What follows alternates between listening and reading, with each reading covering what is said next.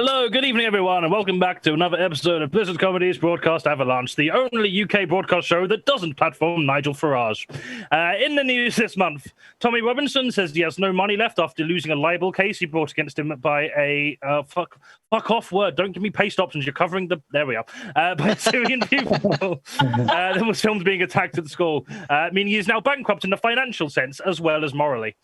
MP Dawn Butler was asked to leave the House of Commons after refusing to retract her statement, calling Boris Johnson a liar.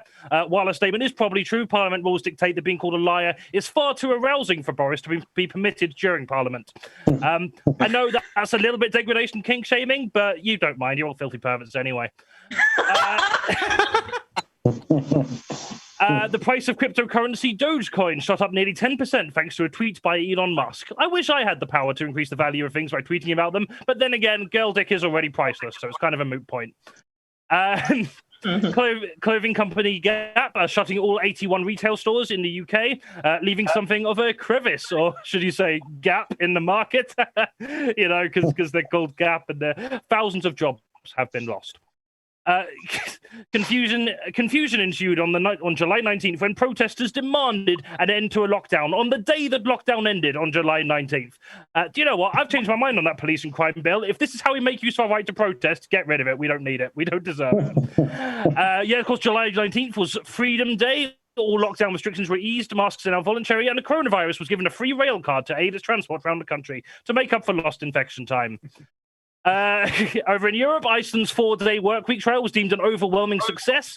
Employees reported a dramatic improvement in their well-being, including lower stress, a better work-life balance over the trial period, while productivity improved or remained the same in most cases. 4-day week, more like 4 days strong. You can tell I've not been sitting on my ass the past 3 months. This is top quality stuff. President Biden appoints the first ever lesbian to an ambassador role in U.S. history, who in turn made history by appointing the first ever cat to ambassador assistant role in history. The England football team had a very successful season, making it to the finals of the Euro 2020 Cup, prompting many to believe that football was finally coming home. Spoilers, it didn't. But given how long it's been away, it was very unlikely Priti Patel would have let it pass the borders. Gary Neville adamantly clashed with Boris Johnson over his comments about taking the knee after the stars of the team faced torrents of racist abuse online. Johnson, to his credit, responded to this by banning racist shit posters from football matches. So it's good to know that Boris Johnson won't ever be attending an English football match again.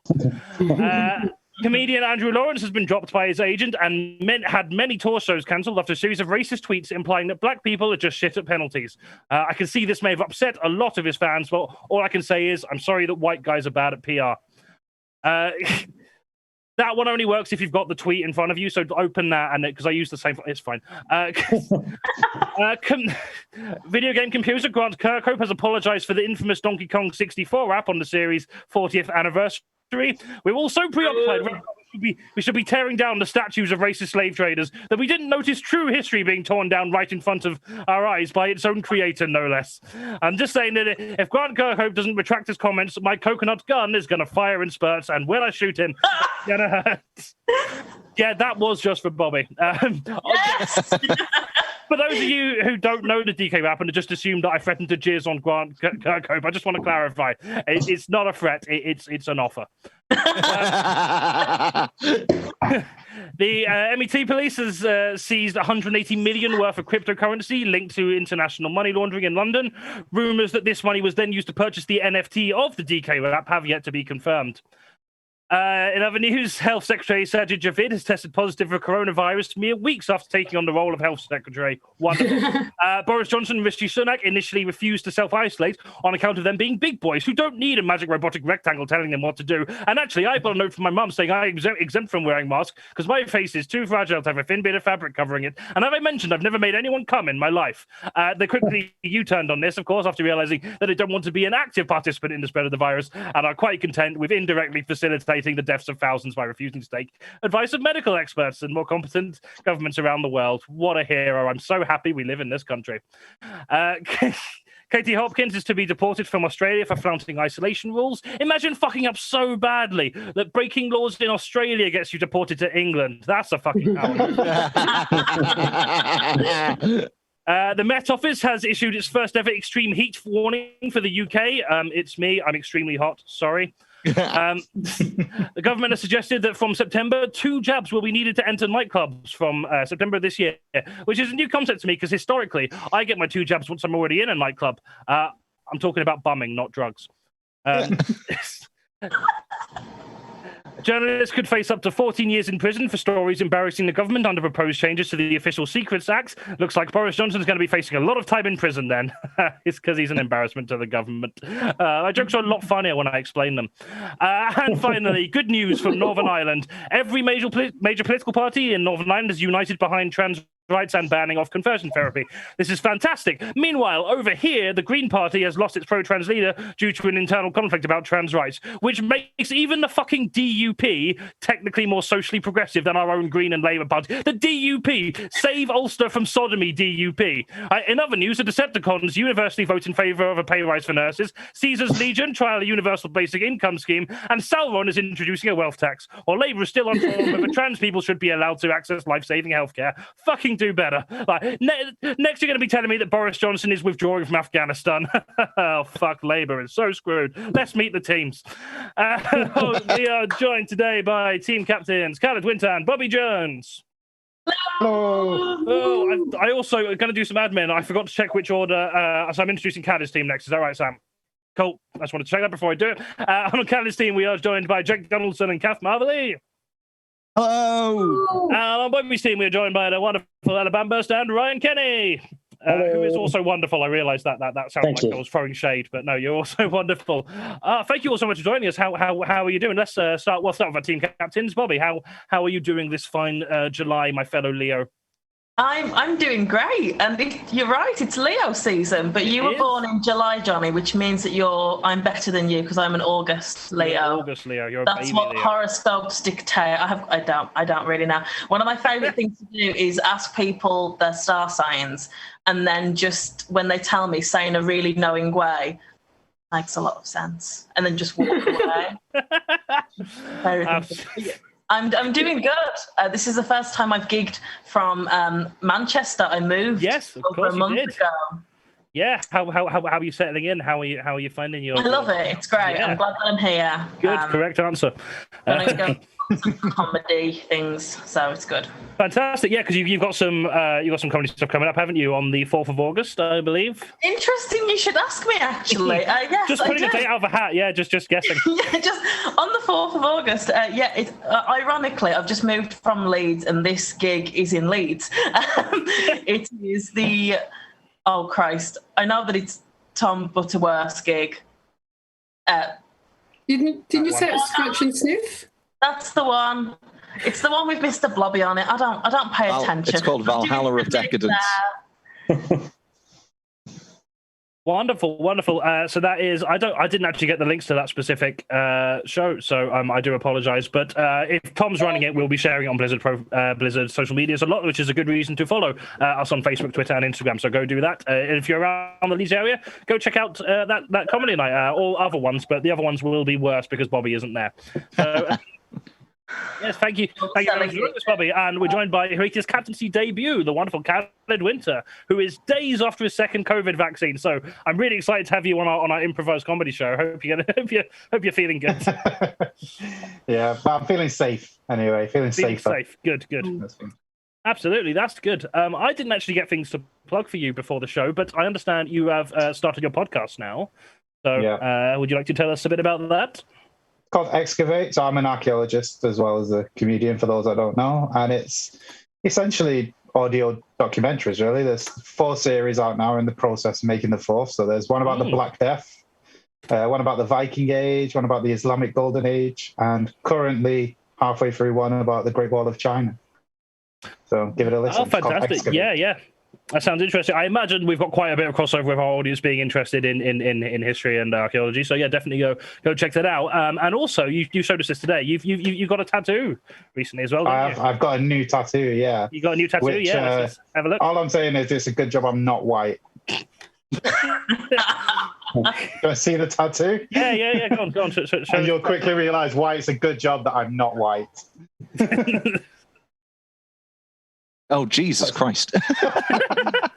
That's a Viking longship. And that's Jörmungandr. It's from the Icelandic sagas. So I got it because basically I'm getting my whole sleeve of all archaeological stuff. After getting this part of the sleeve, though, on its own, I realized that like Norse mythology is very popular amongst white supremacists. It is, yeah. Who have absolutely no connection to So yeah, but luckily, I don't think anybody thinks somebody called KHALID is a white supremacist. That would be a strange look. Which would be a good strategy for a white supremacist. Not that I want to give advice to white supremacists, but just change your name to KHALID, and then no one will be able to accuse you. Well, I mean, it works like, Keir Starmer is in the Labour Party, so it kind of works for him. Exactly. We are definitely not claiming that Keir Starmer is a white supremacist. He is far too useless to be that committed to anything. Wonderful. Yeah, just to clarify, I did mean he's a Tory, not that he's a white supremacist. Which, I mean, I'm not so distinct these days, but it's fine. There's a crossover in the Venn diagram. Yeah, there's a crossover in the Venn diagram. It looks like a very, very deformed pair of tits. Have you got any gigs coming up yourself? I have the Frog and Bucket, Hot Water. There's a few, but I don't know. They don't need my promotion. That's fine. Yeah, the Frog and Bucket. Yeah, there's this new up and coming Manchester Comedy Club. Heard of it? They absolutely didn't beat us for an award in January of 2020. I'm still salty about this. No, it's fine. Was that taboo? Did I? No, it's fine. No, yeah, we got nominated for a City Life Award in January of 2020. And to be fair, to even be nominated like alongside the Frog and Bucket and Comedy Store, like it's like given that we've been going less than a year at that point, like I wasn't expecting to win it. But I just like being salty at the Frog and Bucket because I actually quite like him. So it's fine. I will say that after, seeing as we're on Blizzard, since, I don't know if you know Jess, since she took over at the Frog and Bucket. Yes. They've been really great with, booking, like, not just a lineup of straight white. And absolutely, like, yeah. She makes a real effort. So shout out to Jess. And the absolutely, yeah. Even though they did pip you to the post on that one. Wonderful stuff.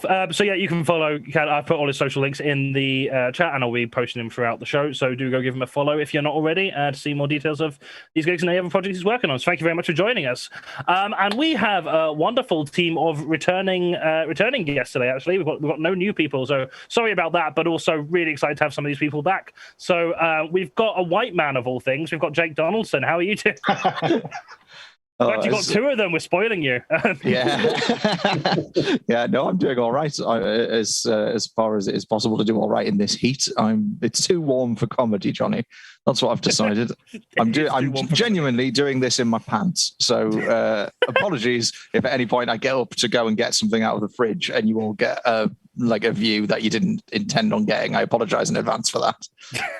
That's fine. I'm sure we'll be fine. As long as you're wearing like pants. If you get, but like we have just made affiliate on Twitch, so please don't get us taken down for breaching terms of service. As long as you're wearing pants, it's fine. Just like no bare buttocks, please. Yeah, I love the fact that you could appear in like sexy lingerie or whatever, but if you get one nipple out, then you get banned from Twitch for life. Actually, Kurt just said pants, but also a hoodie. Jake, yeah, what's up with that? Pants and a hoodie because I've got branding on the T-shirt I'm wearing, and I don't support the company that it's branding, so I wanted to cover it. Have you not washed any other T-shirts? Exactly that. I would say that the reason I'm not wearing trousers is less to do with the heat and more to do with the fact that my washing machine's broken. Well, fair enough. Okay, yeah, fair. Good luck with that. You've got quite a few things coming up, so we'll start off with since we're talking about how it's too hot to do comedy. You're also going to be doing comedy from Wednesday, so it'll still be too hot to do it then. But yeah, tell us about that. Yeah, well, so this year in Durham, in the northeast of England, they are running the first ever Durham Fringe Festival, which is a new exciting festival. That's all different types of arts and theatre and stuff. It's not just comedy, but I'm there doing some comedy. So I'm doing a new show. One. Yeah. There's loads of other really interesting stuff going on. Like there's like an aerials thing going that I really want to go and see, but like I can't go and see that because I have to be standing there talking about my knob for an hour or whatever. But like, but whatever no, white male comedians talk about, I don't know. Well, it's a new show. I'm doing 5 nights. So starting on Wednesday, the 28th of August, it's at Fabio's Bar in Durham, and then it's every night consecutively until Sunday.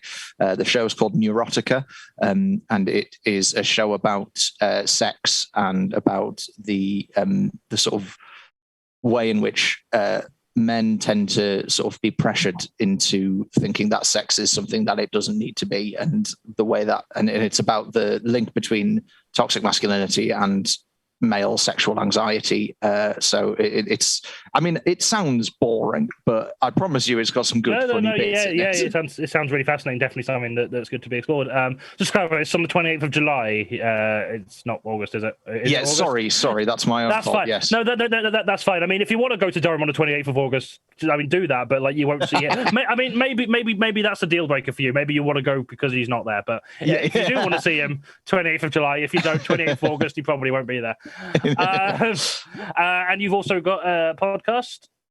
Yes, you might be able to see the little Star Trek badge on my fridge behind me. I do a podcast with 2 other comedians, Maddie Churchhouse and Nathan Thomas, who are both brilliant. It's called Red Shirts Cast, and it's a Star Trek podcast we've been going about nearly a year and a half now, I think. So we're on about episode 70 odd, 80, something like that. And we look at a different episode of Star Trek each week. Sometimes we have guests on. We've had Tom B of This Parish has been on the podcast a few times. And it's familiar with Tom B here on and it's nominally about Star Trek, but we do get distracted quite easily and talk about other things. And it's usually it's Nathan trying to have a serious conversation about the ethics of something in Star Trek, and me and Maddie getting distracted and talking about knobs. So that's the sort of vibe if you want to see that. But yeah, you can get that wherever you get podcasts if you just search Red Shirts Cast. Yeah, that's fine. We've put the link to the Anchor page in the chat, so go follow that. You can obviously you can listen to it wherever else you want as well. I need to draw attention to a first time chat from viewer Jane is Gaming saying that they came for Ella but staying for the immaculate D&D party full of only rogues and bards vibes. And I'm not sure whether I'm offended or flattered, but I can't disagree. Big fan of that. And also, Jake, you've got some art for sale, I believe, some paintings. I do, yeah. I've been painting for a while, but and sort of doing sketches and things. And then during the pandemic, when comedy died, I wasn't able to make money off that, so I started selling paintings. So I set up a little Etsy channel, or whatever you call it, Etsy shop. You can buy paintings, or you can follow me on Instagram and get paintings off me on there. But yeah, they're all sort of, that's one behind me there of the sea. I've got this one that I wanted to show you because I thought it would be the kind of thing that your viewers would like. That's a piece that I painted called Masculinity. And it's I think it's very nice, and that is currently for sale. And if you message me and say that you watched this, then I'll give you a cheap price. I'll give it to you for free. I'll pay you to take it. Just please, I'm sick of looking at it. Wonderful. Yep. So you can find that. All links are in the chat. Thank you very much for joining, Jake. Who else we got? We've got returning since our first ever episode. We've got KATH MARVELLEY. How are you doing? Yeah, good. How are you doing? Good. Yeah, it's been far too long. We had you on in, I think, May of 2020 is when we did our first one. So it's been like, 14 months? 14 months. And now we've got the moral higher ground because, Australia kicked out Katie Hopkins. So I feel like I'm standing at the right time. And female Wimbledon. Wimbledon. I am not nearly enough invested into tennis to know that, but that is fantastic. No one cares. Everyone was watching Euro 2020 that weekend. I mean, if it helps, I wasn't really following that either. It's just that's all social media was following. Wonderful. So KATH, you have a couple of you got a couple of comedy things coming up, or I have several, but I just thought I'd plug a few this week. So I'm doing Castlefield Comedy in Manchester on Sunday at Binary Bar. If you're interested in that, that's always fun. Another in person, I'd just like to plug friends of mine from Improv. They're doing a combined Absolutely Onions and Comedy Sports live show on Thursday. But if you're still at home, we also, in Improv on Demand, we also put virtual videos of games up. So I shared that link as well. So I just thought, I've got other stuff going on. You can find my name on Twitter and Insta and everything. And my Spiritual Sally character hasn't progressed as many videos because it's actually quite hard work. Did you know, editing videos? Yeah, it is, isn't it? Yeah. Don't think it will be. Yeah. So there's not been as many of them produced as there should have by now, but yeah, there are 2 up there as well. Yeah, thanks for having me. That's right, fantastic stuff. Yeah, links to all of them are in the chat. Obviously, if you're local to any of them, please do go check them out. But also, there's some YouTube links there as well if you want to watch some stuff online. So thank you very much for joining us, Kath. And we've got one of our favourites, Ella BAMBUST, is here. How are you doing?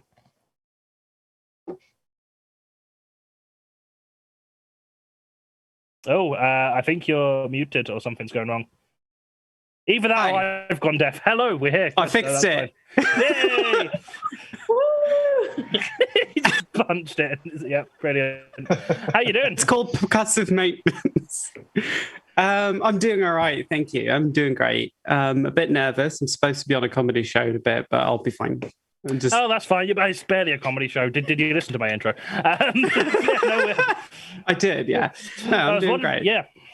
Yeah, absolutely. Thank you so much for joining. Now, you have, you weren't on the show that long ago, so I think your work is going to be more or less similar, but you are working on some books at the minute. So do you want to tell us a bit about that?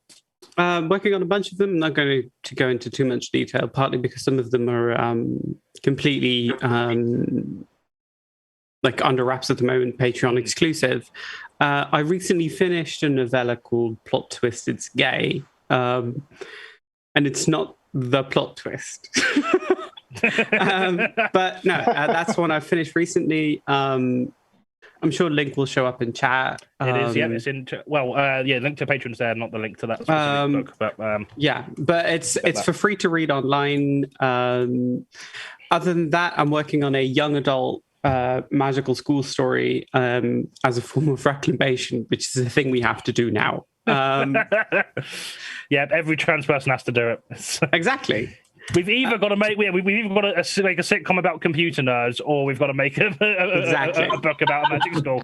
Those are the only 2 career options for us at the minute. We have to, once they've been done, we can go to what we actually want to do. Exactly.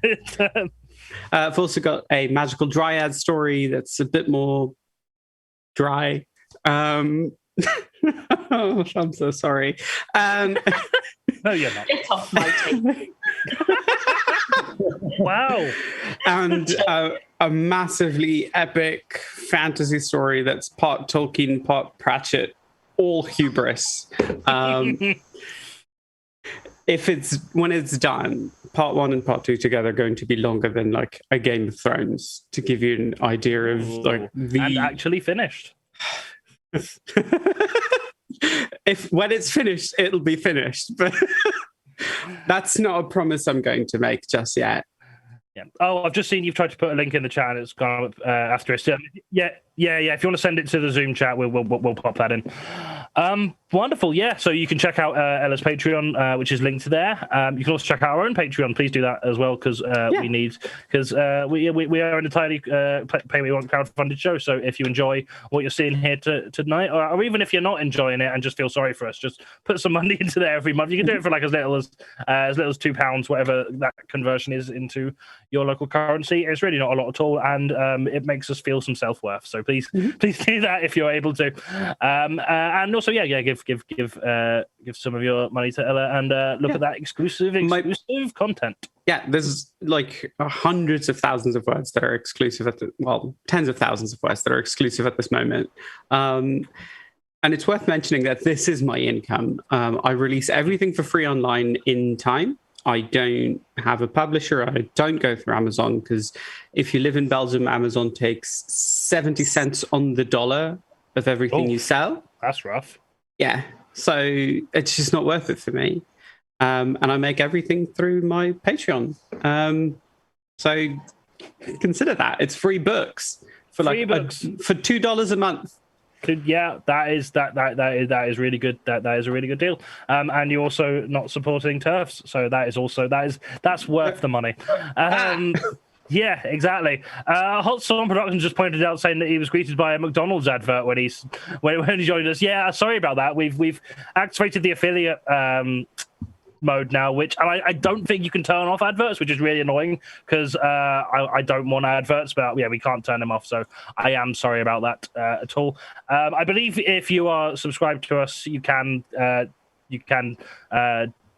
disable them, like you won't see them, but also we're never going to put any in the middle of our screens on purpose. It'll only be when you're joining because Twitch does that automatically, so feel no pressure to do that.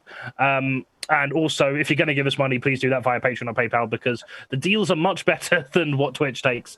But if you're already a Prime subscriber, you get free subs, so feel free to do that then. That's fine. Oh, we had a person who already did one. Oh, thank you so much for that. Really appreciate it. I completely missed that. I need to pay proper attention to the chat, but thank you very much. Thanks very much for that. And thank you very much, Ella, for coming on the show. And last but not least, we have... I've entirely just forgotten Ryan's surname. I'm so sorry. It's not because I don't like you. I've just completely drawn a blank because I'm thinking of 12 different things. But we've got another white guy called Ryan. How you doing? I'm all right, actually. How are you? Yeah. I'm doing all right.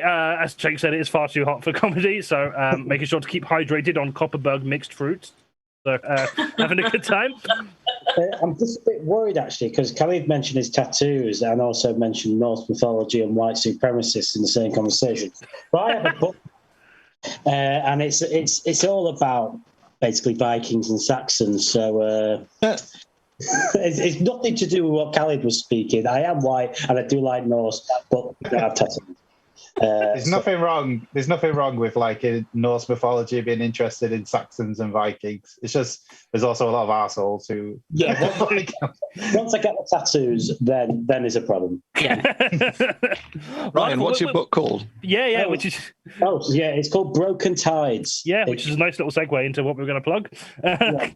And I can read. I've got a review here. I can read. It's 3 stars. Cracking read. Which is that a pun? Review.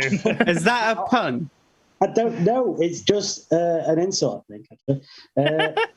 Downloaded this. I mean, 3 stars are still decent. It's not terrible. Like, cracking read. Amazing. Right. What does she use if it's 5 stars? Downloaded Broken Tides as it was written by a work colleague. So I knew this person. They still couldn't give you 5. Oh, that's amazing. That is fantastic. Yeah. Yeah, I would feel awkward giving it a bad review, but not. But I don't want to give it. I don't want to seem too eager. So if that doesn't make you want to read the book. Yeah, absolutely, go do that. Link is what is the book, Ryan? It's called Broken Tides. It is the first of hopefully 5, because I've planned 5 and I've already had about 110,000 words into the second one, of about 2 brothers, one who was raised by the Saxons, one who was raised by the Vikings, and they end up having to basically protect each side against Christianity, essentially. Ryan, Standard, yeah. Ain't that how it goes? Ryan, I do a lot of like recordings to audition to read, like to be the voiceover for an audiobook, and they all sound like that. So do you want someone to read your book as an audiobook? Yeah, I would do. Shall we swap that for a painting? Yeah. Yeah, that's right. Yeah, cool. Oh, we'll talk after the show, Jake. Fantastic. And also, comedy-wise, you've got something coming up as well, haven't you? Well, yeah, coming up, I'm in Bath tomorrow, doing the Bath New Act Comedy Festival thing with Bob. But I help run, me and my friends Jack Kelly, Kieran Mullins, and James Cook run a free night every Thursday in Manchester called the Hacienda. For those who don't know, it's a pun on Hacienda. And it's free comedy. Pay if you want to drop a couple of quid in the book. I'm advertising the bucket spoiler. It's comedy, but you can give us money. So yeah, so absolute free. And we've had terrific headliners, terrific openers, great MCs, great comedians all around. Almost a different lineup every week. It's brilliant. It was really warm last week, but I promise it's not like that all the time. No, yeah, absolutely. And if it is warm next time, then yeah, we'll just sue you for false advertising. Yes. But yeah, the do Lions go Den check. Manchester. I need to add that. It's at the Lions Den in Manchester, Deansgate. Oh, nice pub. Good. That was one of the ones I was looking at. Like, I never actually went in, but it was one of the ones I was aware of when I was trying to find venues for Blizzard. So yeah, that doesn't help any of you, but it's just the first occasion when I heard that pub's name. So yeah, all those links are in the chat for everyone on the show. So do go, please check them out. At some point, we will be putting them there towards the end as well. If you want to let us prove ourselves that we are actually good before you follow us, which is valid. And also, again, like I say, we are a pay what you want show. So if you want to support us via Patreon or by one-off donations via PayPal, you can do that. The links are in the chat, and they're also just below wherever you're watching this. So yeah, go please do that if you're able to. If you're not, that's fine. Just shout about how good we are on social media: Facebook, Twitter, Instagram, all of that jazz. Right, we've overrun by 10 minutes already. I haven't done one of these shows in so long. I was just enjoying being with you all. So yeah, let's just for once it's my fault we're overrunning. I can't blame Tom because he's not here. And so yeah, that being said, let's crack on with the show. Our first round tonight is Fake News Detectives. This is a round where we're going to be showing each team 3 headlines from the news this month. 2 of them have actually been published. One of them is one which I have just made up. They have to identify what the fake news headline is. So we're going to start with KHALID's team, I believe. So KHALID, your 3 headlines are North Korea warns young people against using slang from the South. You got them the other way around? That's fine. Okay, you can do these ones. Spoilers for about 10 minutes' time. Your 3 headlines are Japanese government appoints a Magikarp as its water ambassador. Final Fantasy XIV player to spend 69 hours eating 138,000 eggs. And Tencent uses facial recognition to ban kids gaming past bedtime. See, I put all the video game ones specifically for Bobbie's team, so this is all out the loop now. But that's fine. Yeah, I have no idea what any of those mean. I really want the egg one to be true. I think Final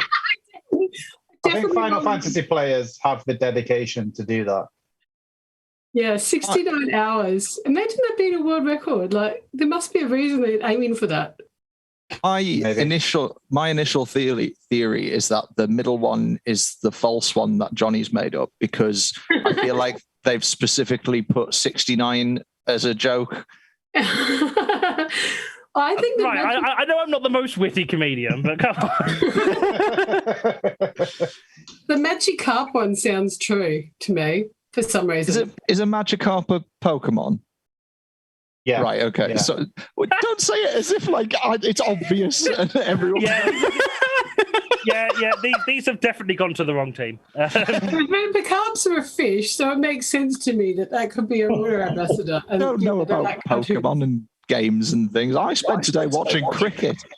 Is Pokemon that popular anymore that the government would get involved? Absolutely, yes. Yeah, I think they would in Japan. I think that seems reasonable. Maybe. What's this facial recognition to ban kids gaming though?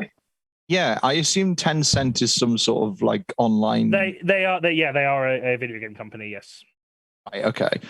And so, what they're using facial recognition to ban kids gaming past bedtime. So, what the idea is that they have some sort of system that recognizes youthful faces and stops them from playing after a certain time. Is that it? Is that the idea? Do you think? Creepy, doesn't it? Yeah, it sounds creepy. Any company would do anything to restrict how, like, big companies would have kids smoking cigars if they were allowed to. There's no way they're going to stop them playing games past 9 p.m. Also, I'd worry about this. Sorry, go on. No, I'm just like, what's bedtime? Is it 7 p.m.? Is it 9 p.m.? It depends on the parents, doesn't it? Yeah, that's true. But I didn't my have worry. a bedtime. You didn't have a bedtime? No, ever. I didn't. Have you been awake your entire life? One of the few advantages of having alcoholic parents, you just stay up to whenever you want. My parents were like, you are perfectly suited for a life in comedy. Oh, yeah. I mean, my parents packed me up so early. Every night. My issue with this facial recognition thing is that I'm 28 years old, but I've got such a youthful face that this would stop me from being able to play after 7 p.m. And I just don't think that's fair, guys. I don't know. I think as long as you're not clean shaven, you'll probably be all right. Now I've got a picture You of can like tell in the eyes as well. You look really dead behind them. So Yeah. I'm picturing 10-year-old kids drawing like beards on with Sharpies so they can stay up and play. The problem or with just me being, looking really depressed. So like, yeah, no, these are definitely adults. Drawing pictures about masculinity and putting it in front of the camera. I think the Don't facial. depose me, Ella. I gave you the correct ones. This was actually Sam's fault this time. I think the facial recognition is actually a lie, and it doesn't really check that one's a that. lie? What I mean is, I think they don't use facial recognition to check that you're an adult or not. Yeah. There's some sort of system where they can tell if you've got a Monzo card, and if you do, that makes you an adult, and therefore you can play whatever you want. That's a good idea though, seriously, because Johnny does this. He tricks you. He gets ones that are like true, and then he just changes it. And you'll be like, oh, I heard that somewhere, but then he's changed it. So I feel like what they've done is to say there's a real thing that says Japanese government appoints something as water ambassador, and then Johnny's gone, I know, let's put a Pokemon in. Yeah, it's actually just like, a guy called Mr. McCourier or something. Yeah, it's a Moomin. A Moomin. I think Moomins should run every major political institution. I love Moomins. Oh, I watch the Moomins. I think the middle one is true. Does anyone think that one's fake? Yeah. Despite my earlier assertion that Johnny had just put in 69 as a joke, I do think that sounds like it could be true. I don't know anything about Final Fantasy 14, and I don't know. I was going to say I don't know anything about eggs. I do know what an egg is. But I don't understand the link between Final Fantasy 14 and 138,000 eggs, but I presume there's some sort of that's some sort of thing that's feasible. Otherwise, those two things seem so weird to put together. I just wonder if you would die if you ate that many eggs, though. Okay, so if we were to do the maths on this, an egg has about, I don't know, about 150 calories, I reckon. Mm-hmm. So, okay, and most people have how many calories? 4,000. So let's work out how many eggs per day someone can normally have. You can work this out, guys. Get the calculator out. Don't ask me to do maths. No. I'm sorry, I'm traumatizing everyone. I'm bringing up high school. I watched a Mythbusters episode where I can't remember, there's like a classic film where this guy eats like 60 eggs. And they tried to work out if you could do it. And the conclusion was you can't do it because the gases inside your stomach expand too much or something. So I'm starting to think this one's fake now. And it's physically impossible. Yeah, I think it's like 6. I think the most you could do, I'm thinking, 6 per 10. Most I reckon is 60 a day. So I don't know if have we lost someone? Oh no. Hang on. Oh no. It's too hard. We've lost Jake. Oh. Filling the void. I think he's back. Back. He's back. Oh, okay. Right. Sorry. I've actually just thought about this. 69 hours is like, how many? What is that? 3 days? Yeah, like 3.5 days. No, you can't eat that. That's like 40,000 eggs a day. More. It's true, but I don't think it is actually because I've just done like a bit of rudimentary maths without a calculator. Yeah, you're right. No, we're all idiots for even entertaining that idea. I know I'm not your team, but they could be fish eggs. Oh. Right, I'm gonna hurry you for an answer now because I've gone on the tangent. My first thought was it's the Magikarp one is fake, but I don't really know. Could be any of them. So okay. we are a commune as we established. So. I'm not living with Magikarp. All of you. We're not really a commune.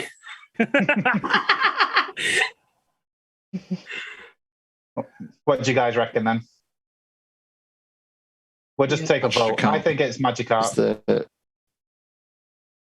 Probably the eggs is impossible unless as the fishing. The one's the fake one. Yeah. Should we go with the eggs then? Yeah, if it's chicken eggs, but it'd probably be something else now. Fake eggs, but probably you've tricked us and it's caviar.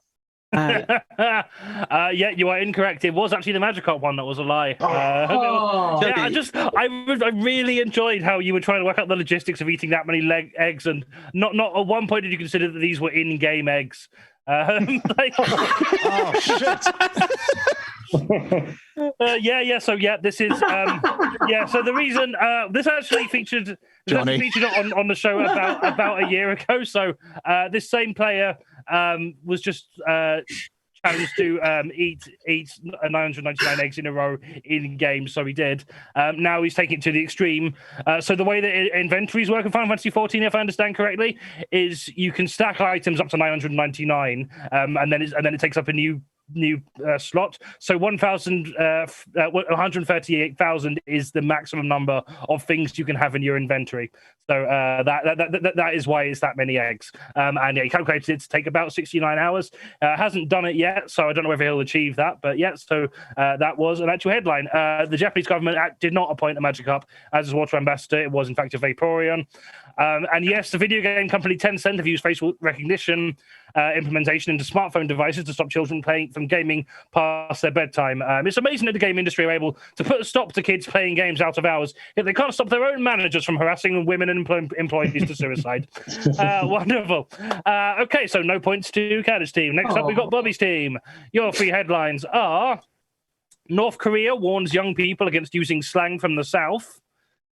Aaron Lewis gets wasted on stage, accidentally performs It's Been a While twice, and Soldier sells his bravery medal so he can afford to buy a PlayStation 5. Oh my God. That one's true. Like, we know it's true, right? Yeah, the last one, that is just...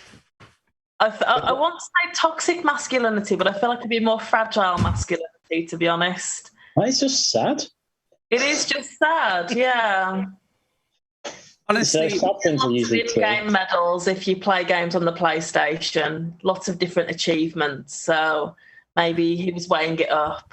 Yeah. my gut instinct tells me it's the second one, because I've done this game a couple of times now. Have you? And I think this is going to be Aaron Lewis got wasted on stage, accidentally performs a different song twice. Okay. Is it bad that I don't know who they are? I've no clue. Not a clue. Aaron Lewis is one of the guys from Stained, I think. Oh, is it bad if I don't know who they are? I mean, I don't either. Yeah. But that feels like the kind of... Whereas, like, the first one feels sort of... True. It's not... Yeah. And it's not extravagant or... It's not as a headline. Yeah, right. It's not it's not fuck. It's not like fancy. It's not attention grabbing. It's not scary. It's just that seems about right. Yeah. And the bottom one is sad, and headlines are often sad. Yeah. Yeah. Although it could be the news is sad, so the sad one must be true. Well, it could be Johnny doing a strange sort of, flipping the subject of one of the sentences. So it could be Soldier sells his bravery medal so he can afford to buy a dream nest. Or South Korea warns young people against using slang from the North. They're not allowed to use slang in the North Korea. I just love the idea of North Korean Urban Dictionary. The problem we got here is we're now, instead of thinking of the answers, we're trying to get into Johnny's mind. Exactly. I mean, don't play to do for the past 2 years. Don't play the game. Play the player. That's what you're going to do. That's how you win this game. This is how you win this game. I don't often win these games on behalf of my teams, I'll have you know, but I'm going to try this time just by trying to psych Johnny Collins out. what I'm going to do. Right. So- I've forgotten the rules. Is it the one that's false? We got to find the false one, yeah. Oh, that's good. Okay. I'm paying attention, you can tell. This is my personal opinion. I think the first and the third one are both correct. I think the second one is correct to an extent, but Johnny has substituted one of the items within that sentence. I agree with my team captain. Agreed. So which one are you going for? Yes. Yes. Going for yes. The second one, I think. Second one. Okay. The middle one. You are incorrect. That one is true. The false one was the soldier selling his bravery medal. A soldier has not sold his bravery medal to afford to buy a PlayStation 5 as they're still out of stock everywhere. Isn't capitalism great? But yes, Aaron Lewis did get wasted on stage. Accidentally performed the same song twice. North Korea has warned young people against using slang from the South. Those found in breach of this law can face jail or even execution. Reports that Andy Burnham wishes to implement this in Manchester remains unconfirmed. So, at the end of that round, you both have 0 points. You're all equally bad. Yeah. Oh, wonderful. Wonderful. But if it makes you feel any better, if you got the ones I intended for you, you probably would have got that right. So, yeah. Yeah, we would have. Well, I mean... Whose fault is that? There's running a faulty wheel. What can we do? I have no idea. Definitely not Sam's fault. Sam's great, and I don't want her to stop doing this because I would be clueless at it. So you look at that. I have problems with you, Johnny. That's the thing. Yeah, fuck it. I'll take the blame. Everything's my fault. Even the months I wasn't here, everything that went wrong. To be fair, I'm still doing a lot of the prep, so probably was. Our next round is a new round. This is called Subtext Autocorrect. This will see each team translating a speech or blog from the past month to reveal what the author really wants to say. So we're going to start with KHALID's team, who will be translating a series of tweets from everyone's least favourite ex-boyfriend of a Doctor Who companion, Lawrence Fox, apologising for his attitude towards the England players taking the knee at matches. So to clarify, the way this one works is I will be reading a line from his tweet. Then KHALID will tell me what he actually means. Then I'm going to read another line. Then Jake will tell me what that line means. Then I'll read another line. Then KATH, and then it will just loop around until the series of tweets are over. So we're going to start with, we're going to go with KHALID, Jake, KATH. So starting the tweet now. Okay, first line. Right.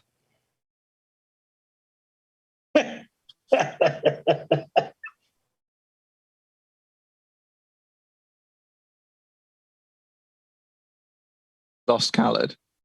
Oh, we lost KHALID. Well, we will go with Jake then. You can do that. Okay. Do you want to read it again? Yeah. Okay, yeah. Oh. Right. All right. It's hard to admit when you've made a mistake, but as I tell my kids, it's important to acknowledge it when you think you have. I don't know why I'm here. Yeah, I think I'm supposed to be here. You are, yeah. It was because, that's fine. It's because we just had a glitch, so we'll get everyone back in a minute. So what was it again? Did you want me to go, or did you want KHALID to go? You go, KATH, and then KHALID can go after that. So, it's hard to admit when you've made a mistake, but as I tell my kids, it's important to acknowledge it when you think you have. I never tell anyone. Oh, sorry. Can I just check that you can all hear me because I just cut out completely? Yeah. Can hear you now. So, I never ever admitted to a mistake, but I believe in telling other people they are wrong. So here goes. And that's KHALID now. Sorry, I don't know if you missed the instructions. Oh, I was cut out. I don't know what. I didn't hear the thing. No, yeah. I mean, that would be very impressive if I could improvise that. But that's fine. Where do you need to start from? Do you start from the rules or just the line? I don't know how much you missed. I think you were like cutting out during the rules, so I didn't really. Okay, get them, so I'll be reading lines from a series of tweets by Lawrence Fox. After each line, one of you translates what the internal monologue behind the tweet. So and it's going Jake, KATH, KHALID, and KATH did the last one, so it's you. Okay. We'll just go through. We'll go for KATH's one again. It's hard to admit when you've made a mistake, but as I tell my kids, it's important to acknowledge it when you think you have. And next line was, so here goes.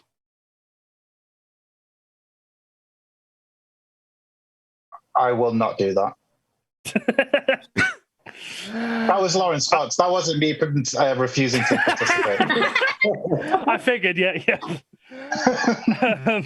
I draw the line at this game. I have always been behind England in any sport and any English team in any competition. That's back to Jake. England have always been behind the other teams in every sport and England games. I think England is the most fantastic country on earth. Until they play Australia in the cricket, and then they suck. We have done so much to promote equality in this nation that people long to come here and make the UK their home.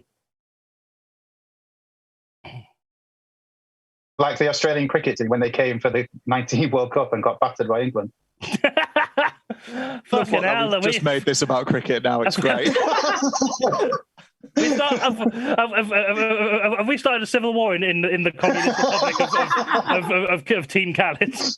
Sometimes I come onto this show and I'm like, oh, am I too alpha male for this? Am I going to talk about sports and no one's going to get it? This is my show now, Johnny. Well, it is your turn next. It was therefore disheartening to see the England football team kneeling for equality. It was therefore disheartening to see the England football team kneeling before the Queen. The Queen should not be giving people knighthoods for doing sport. I should be the only person who gets a knighthood. I am Lawrence Fox. I am king. Oh, annoyingly, King Fox is a really good title, and I'm really mad that. Okay, I feel it's a deep insult to those who work tirelessly for all the things we have achieved to become the genuinely inclusive, warm and welcoming society we are all part of. Yes, I believe society's warm and welcoming, but I'm not. But to say that I want England to lose just because of their kneeling is a step too far. When in reality, as a middle-class white dude who's into theatre, I actually don't give a shit about football, and this is all just to get me more followers on Twitter. I should just have said what I felt about the kneeling and got on with supporting the team. Fuck all you guys. These are young men. Very fit young men. Oh, I shouldn't have told them that. Their intentions are no doubt noble, even if I continue to categorically disagree with what they are doing. I've gone a bit too far here, and people are going to actually move away from me. So I'm going to backtrack a little bit and give them some credit, because going against Marcus Rashford is a bad idea for everyone, and I actually don't give that much of a shit. Saying I want them to lose doesn't serve any purpose, especially at a time when national morale could do with a boost. I notice lots of people are offended by this, and all I have to say is that white people are bad at comedy. You can hate the kneeling and love the team, so that's what I shall do. After I have a cup of tea. I would love to see politics taken out of football. I don't even like football.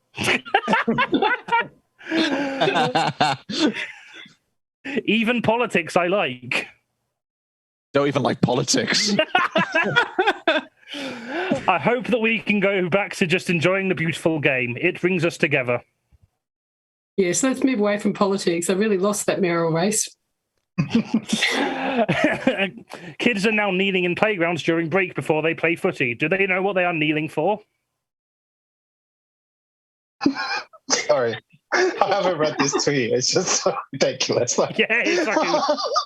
It's very long. I don't think he understands how tweets work.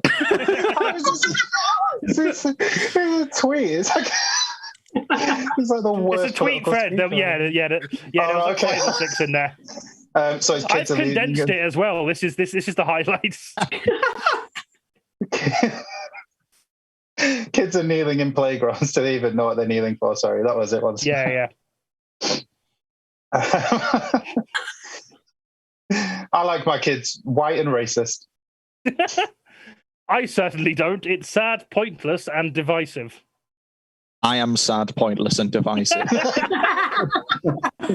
But then again, so is wishing your team to lose because they have bought into this rubbish. Enough said. So there we go. I'm sorry for being a dick. I'm sorry that I was so much of a dick that even some of the idiots who follow me were annoyed. Wonderful. That's that one. Thank you very much. Next up, we've got Bobbie's team. They are going to be translating from everyone's favourite, Sir Richard Branson, talking about his experience going to space this month, because that's what rich people do. Okay. So we're going to start. Does anyone want to volunteer to go first? I really don't care. I think the captain did, didn't they? Yeah, okay, fine. I'm going to volunteer Bobbie. Okay, Yeah, well, go on, man. well, okay, yeah, we'll just go. Throw me to the lions. Go on. We'll just go Bobbie, Ella, Ryan, because that's the order you're in on my screen. So here we go. I have dreamt of this moment since I was a kid. To fly into space, completely naked and explode. You're meant to be in character, Bobbie. Sorry.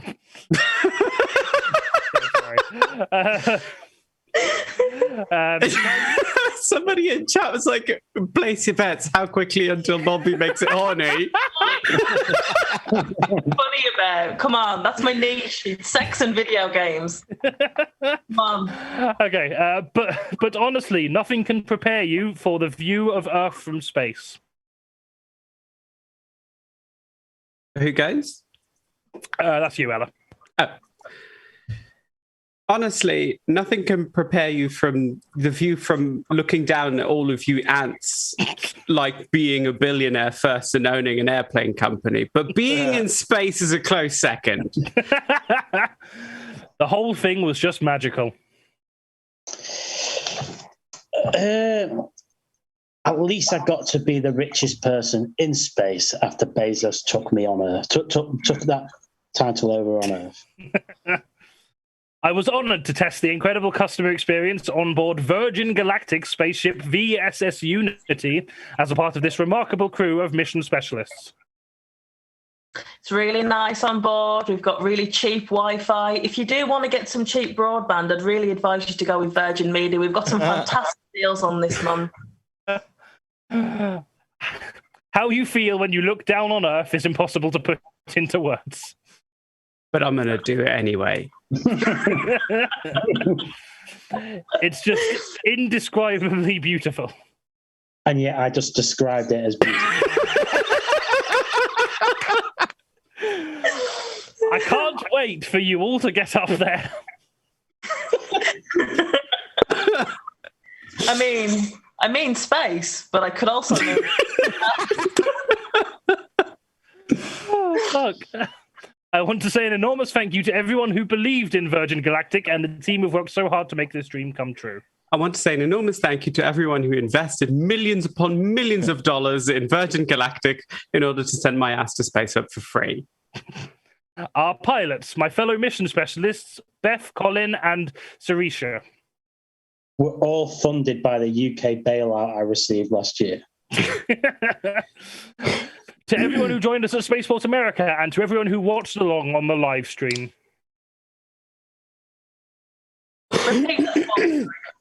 Excuse me.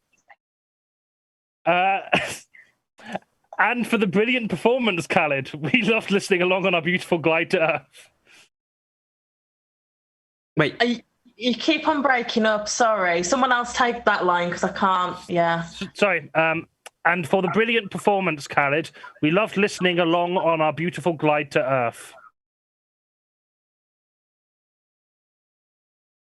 Wait, is that Bobbie or me?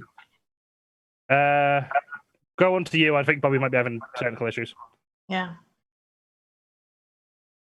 You want me to repeat it? Yeah, please. I'm so sorry. No, that's fine. So yeah, to everyone who joined us at Spaceport America and to everyone who watched along on the live stream, and for the brilliant performance, Khalid, we loved listening along on our beautiful glide to Earth. Please click like and subscribe. Don't forget to donate to me on Patreon. And thank remember you to not and remember which words not to say on Twitch. And thank you to my incredible family. I have a family.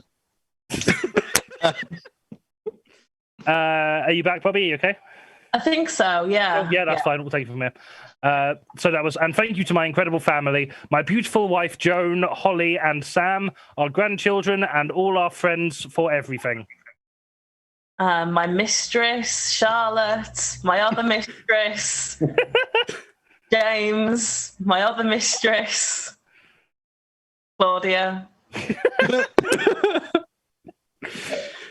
I love you.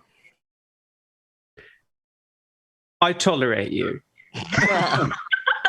My mission statement, which I wrote inside my spacesuit. I cannot remember because I wrote it inside my is to turn to dream of space travel into reality. We'll make it better than the video games that you can play really well online if you buy our Virgin Media broadcast. Fantastic deals this month. For my grandchildren, for your grandchildren, for everyone.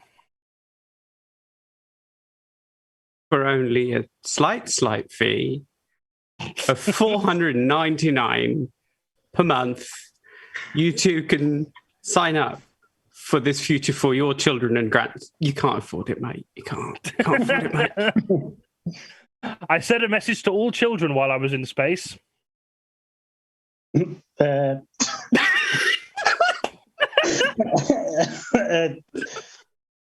Blank. I was once a child with a dream looking up to the stars. 5,000 years ago, I was a child. Now I'm an adult in a spaceship looking down to our beautiful Earth. Now I am technically still a child, just taller in a spaceship, looking down at all of you. To the next generation of dreamers, if we can do this, just imagine what you can do. To the one person who'll be able to afford this in 100 years. Wonderful, wonderful stuff. That's the end of that. I'm going to give you both 3 points because you both did fantastically, and meaning the scores have fundamentally not changed, but now there's a number in it rather than 0. Can I just say, for anybody wondering, I'm not actually doing corporates for Richard Branson. I definitely would, because I imagine that would play quite well. If Richard Branson sent me $500,000 a month, I would absolutely shill for him. Yes, call us Richard Branson. We'll do this for you. So at the end of that round, KHALID's team have 3 points and Bobbie's team also have 3 points. We are going to be having a short break now, say about 10 minutes. So if you're enjoying the show, please do remember you can support us by donating via the PayPal link, as well as supporting us on Patreon for as little as £2 a month. The break is going to last about 10 minutes, so we will still be here chatting shit, but if you want to go get yourself a drink, have a poo, do whatever you'd like to do when you have 10 minutes to spare. I don't know, I'm not your mum. But yeah, it'll just be back in 10 minutes, and we will carry on with the game. So let's have a look at some of... We have had a lot of activity in the chat. Who we got? Yeah, somebody... Why are we talking about OnlyFans? What's happened here? I think that was about Richard Branson's OnlyFans. Sorry, Bob, were you going to say something before I... I was going to say somebody accused me of being overtly horny, and they are completely right, but it's not like conversation. I can do things in conversation, but you're not allowed to point it out. It makes me shy. What kind of things can you do in conversation, Bobbie? Depends who I'm talking to. How do I get the chat up?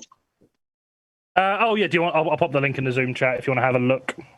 Oh, that's cool. Oh no, Aline's terrified of being put on blast. Oh right, I apologise. So warm. It's so hot. It is really hot. No need for. I'm afraid Richard Branson OnlyFans is not a command. Shayna's game. Oh, speaking of commands, somebody mentioned it when the chat was first starting. Might be worth adding. You know how at the bottom of the screen you've got like your channel points that you can spend. Yes. A lot of channels I've seen have a hydrate one. Yes, yeah. Might be worth adding that. Yeah. We were going to be doing that. I only activated the affiliate stuff today, and it wasn't letting me do emotes or anything yet. So yeah, that was literally like an hour ago. But yeah, we will be sorting out all of the channel points, rewards, and all that stuff before the next show. So thank you for that suggestion. Hydrate will definitely be on there. In fact, I'm actually. Oh, I do have some water. I'm a hero. Yeah. We need to hydrate because we're all thirsty. I've been constantly hydrating myself throughout this stream because when I'm nervous, I drink. See, anybody saying I'm hydrating myself, it sounds normal, but when you say it, I'm looking for the double entendre in there.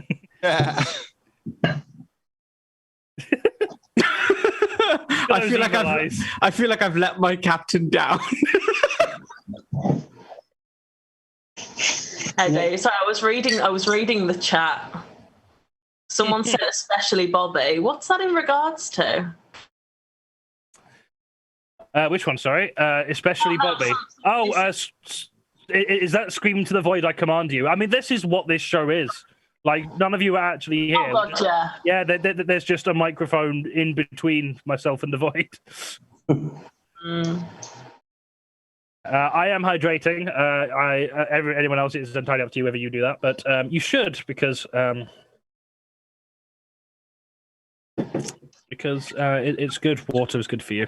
Speaking of that, I'm going to get another cider back in a sec. Yeah, I'm going to get myself a drink as well. Well, a bit more drink. I'm going to get myself an Oreo biscuit. Okay, well, I will wait until someone else is back, so it's not just Ella on her own. Yeah, thanks. You go and hydrate, Johnny. I'll stay. That's fine. I'm here. Oh, that's fine. Oh, okay. Everyone's back now. Just do a one-woman show, Ella. It'd be great. Oh no! I went to put some trousers on because I realised that when the Deliveroo man comes with my drinks, I should probably have pants on. See, I'm going to do the opposite and take my pants off because I'm sweating like a fucking bastard in here. Bobby, last time I did a one-woman show. I'm wearing a dress as well, so it's fine. Everything's hidden. Last time I did a one-woman show was in 2019. I was absolutely wasted, just hammered, and I killed it. I don't remember most of what I said. A lot of massive cock jokes, but people loved it. Sounds great. Yeah, that was before the world ended, so now I'm here. You never know. The world might come back again. Maybe. No. Better not. Right, I am actually going to go now. Fun. Someone in the chat said, OMG, this is live. You know that, right? As if, like, I don't know if that's in relation to me talking about not having any pants on, but... Might be. I thought when you said that your show was about, like, knobs, I felt like it was fairly promo. Like... You're like, oh yeah, I'm just not going to wear trousers. Hey guys, come see my show. I've got my knob out. I should point out, come along. The show is not about knobs, right? The show is about sex and anxiety. There is just talk of knobs within it. I would say a lot of people with male genitalia do experience a lot of anxiety around. Well, that is sort of what that will be just. Yeah, all right, fine. It's a knob show. If you want me to admit it, it's a knob show. Everybody sign up for Jake's Knob Show.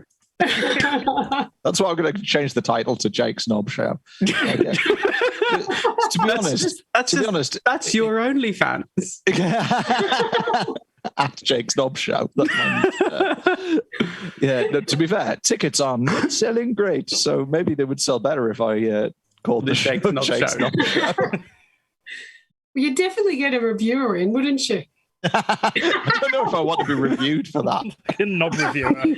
A knob reviewer. That's just Steve Bennett, surely. That is a niche joke. Yeah, you might get a job. I don't know if that helps your street cred or not. I love that you think I have street cred. Well, I don't, so I assume other people must. Not enough street cred to go around. It's not a magic street cred tree. There's not one. There's not one. What? I thought I just had to find the right tree. Redistribute the street cred. Actually, I believe in trickle-down street cred. That is a strong philosophical position to take. That's been shown to not work. You know, but Kath, a rising tide lifts all street cred. Is this the MC Hammer pants? They're still going. From the 80s. It's an 80s idea that's stuck around that has street cred that perhaps has diminished over time, and you're trying to tell me it's increased. The pants that I have gone and put on are MC Hammer street pants. So nice. They're actually pajama bottoms with a hole in the crotch. So, and I've just taken off my MC Hammer pants. So all good. All good. Oh yes, thank you, Moobot. Yeah, we do have a merch store if you want to buy some stuff on there. I don't actually know if we can do international delivery. I imagine, yeah, we can. We've done it before. I don't know if we've got anything to cover shipping in that, but honestly, just buy it anyway. We'll send it as long as we're not actively losing loads of money, which we won't be. So do feel free to order them. We've got badges on there as well as other things that I don't actually remember what's on there. We did have hoodies on there, but then it got too warm to sell hoodies, so I think we took them off. Yeah, we've got badges, we've got fridge magnets, we've got badges of my face as well as the Blizzard logo. We've got Blizzard Comedy No Money in the Bank badge as well. We've just got loads of different badges, as well as the zine from our birthday show in 2020, which is a collection of fan fiction about Tom B and Andrew Marsh of No Money in the Bank. So get that either digitally or a physical copy if we have any left. I assume we do, otherwise it probably wouldn't be on there. But no, there we are. I've just seen actually say we have a UK and not UK option to big cut. Fantastic. Good. Thank you so much for the subscription, Hot Storm Productions. We need to start getting some alerts in for that. We can discuss that another time, because I will miss these. Even if it's just a little sound notification. But yeah, thank you very much. Really appreciate it. At this rate, we will have our first payout before Edinburgh 2022. You need to make at least $100 before you get any payment. So delightful. Thank you. Do really appreciate it. We do. We have loads of copies of the fan fiction anthology. So if you'd like to support us not via Patreon. Oh, a hype train's to close. One person needs to sub gifts or use bits. I've never had a hype train before. I don't get how it works. So. Yeah. I gifted some subs. Oh, thank you. Oh, thanks, Ella. That's lovely. Thank you. Oh. It's random, which is why the official page has received a sub from itself.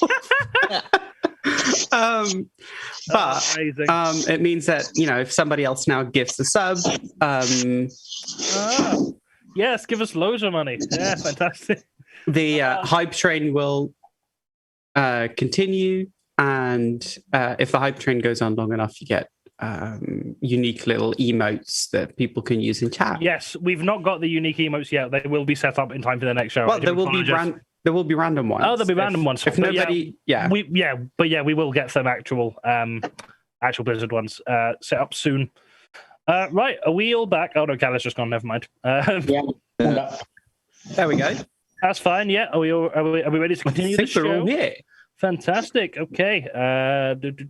Okay, so our next game is 1,000 words. So this is a take on our picture round, which you may have seen before. But instead of taking photographs from the news, we have got our wonderful resident artist, Izzy P, on Twitter, who I need to get a command to put her socials in. I'm going to share that in a second.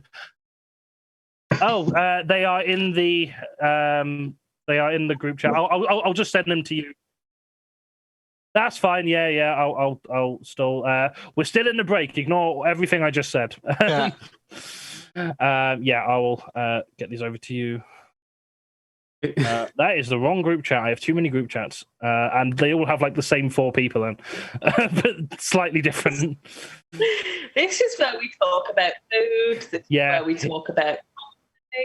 No, it's the green one and the one after the green one. No, well, okay, the one before the green one then. Yep, cool. I don't mind what order they're done in. Cool. Yeah, sorry, I meant to send them to you as well, but I was like, you're in the group chat, you'll see that, but forgetting that we'll talk more shit. Yeah, I didn't put them in the doc. That's totally because I only got them yesterday. But yeah, which reminds me, not paid is he yet? Need to do that after the show, and so I'm gonna. I can do the admin talk afterwards. None of you care. So yeah, this is round we're going to be showing some artist impressions from events of the news this month, and is up to the panelists to work out what is going on in these pictures. So can we have the first picture, please, Sam? Okay, so what's going on here? Is it Greg's Launch Giant Sausage Roll Delivery Service? I wish they would. Would love that. Is it for once everybody's actually wearing their masks and wearing them correctly?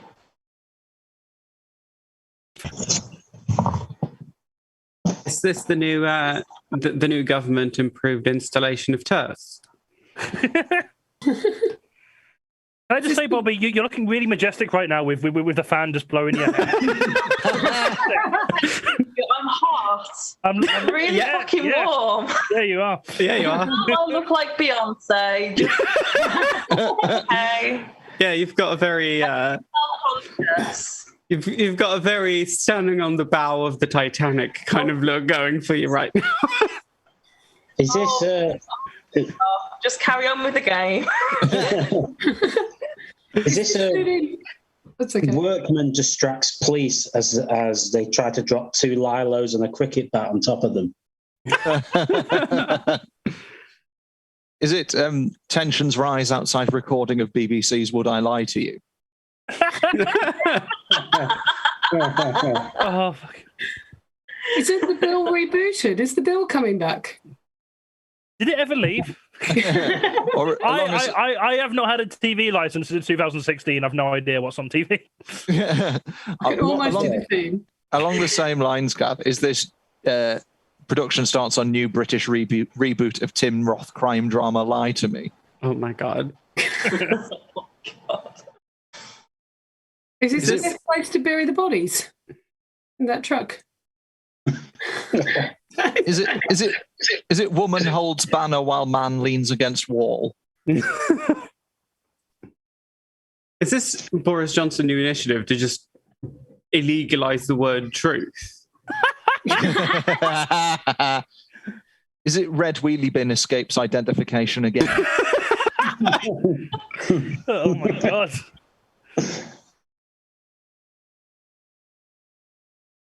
I just draw attention to the fact that she drew this in 2 hours about 1 a.m. So That's brilliant. There's some really good detail in here. Yeah. Really, I did give her more notice than that, but yeah.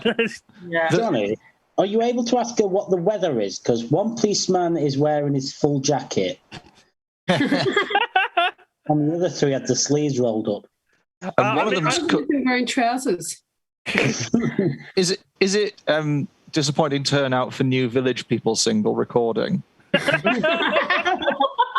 Oh, whatever happened to the Village People? They all got jobs, but ironically not the jobs that they dressed up as. Other than the policeman. Jane is Gaming has said, is this literally 1984? The artwork is so good, I'm reluctant to make a joke of it in case it's right. Yeah, I don't want to be like artwork itself. Yeah, yeah. That's fine. Well, have you got any? Earlier on. Have you got any ideas of what this is actually? What's actually going on in this picture? Nope. Nope. Not really. I haven't watched the news in about a year and a half, Johnny. So why do I book you for this show? Is it anything to do with the Dawn Butler comments in? No, it actually isn't. No, this is before that. So this is actually Extinction Rebellion dumping 7 tons of horse manure outside the Daily Mail offices, telling them to cut. Cut the bullshit. So, wait, horse manure for bullshit? Yeah, well, I mean, like, bull was in brackets, so I mean, like, they clearly haven't quite. They could have just said horse shit though, and it would have worked as well. Could have done, yeah, but I mean. But they're Extinction Rebellion. They have an image problem. Yeah, exactly. They stand for good things. They're not the most creative-minded people. Putting the stink in Extinction Rebellion. Oh, someone's going to clip that out of context. Yeah,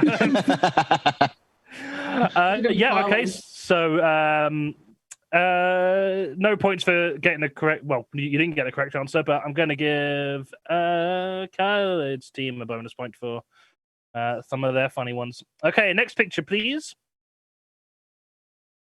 Is this Manchester's Piccadilly Gardens? It's beautiful this time of year. Is it man has arm that weighs more than gun? Is this government-appointed housing for veterans is turning out exactly as planned? Fuck. Is it just man with bad backdrops bottle? This is the Joker's new lair. Oh yeah, this is a new Suicide Squad film. Yeah, Batman villains having to scale down their production values. Is it Womble's hire mercenary? Can I just point out I've been muted for this round and just thought I was bombing horrifically. I'm so sorry, guys. I mean, it's my own fault. I muted myself. You still got a point, though. Still got a point. That's not good. Right, go back to the last picture. We'll start again. No. I actually knew the answer, but no one was listening to me. I was going to say, is this how comedians see themselves when somebody stops them telling a racist joke? Oh yeah, this is Andrew Lawrence's new Fringe poster. Just hasn't got the tape over the mouth. Yeah.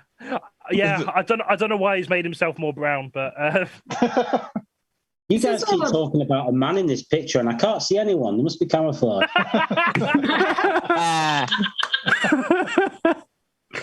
This army budget slashed. I mean, probably, but I don't think that's what this is about. No.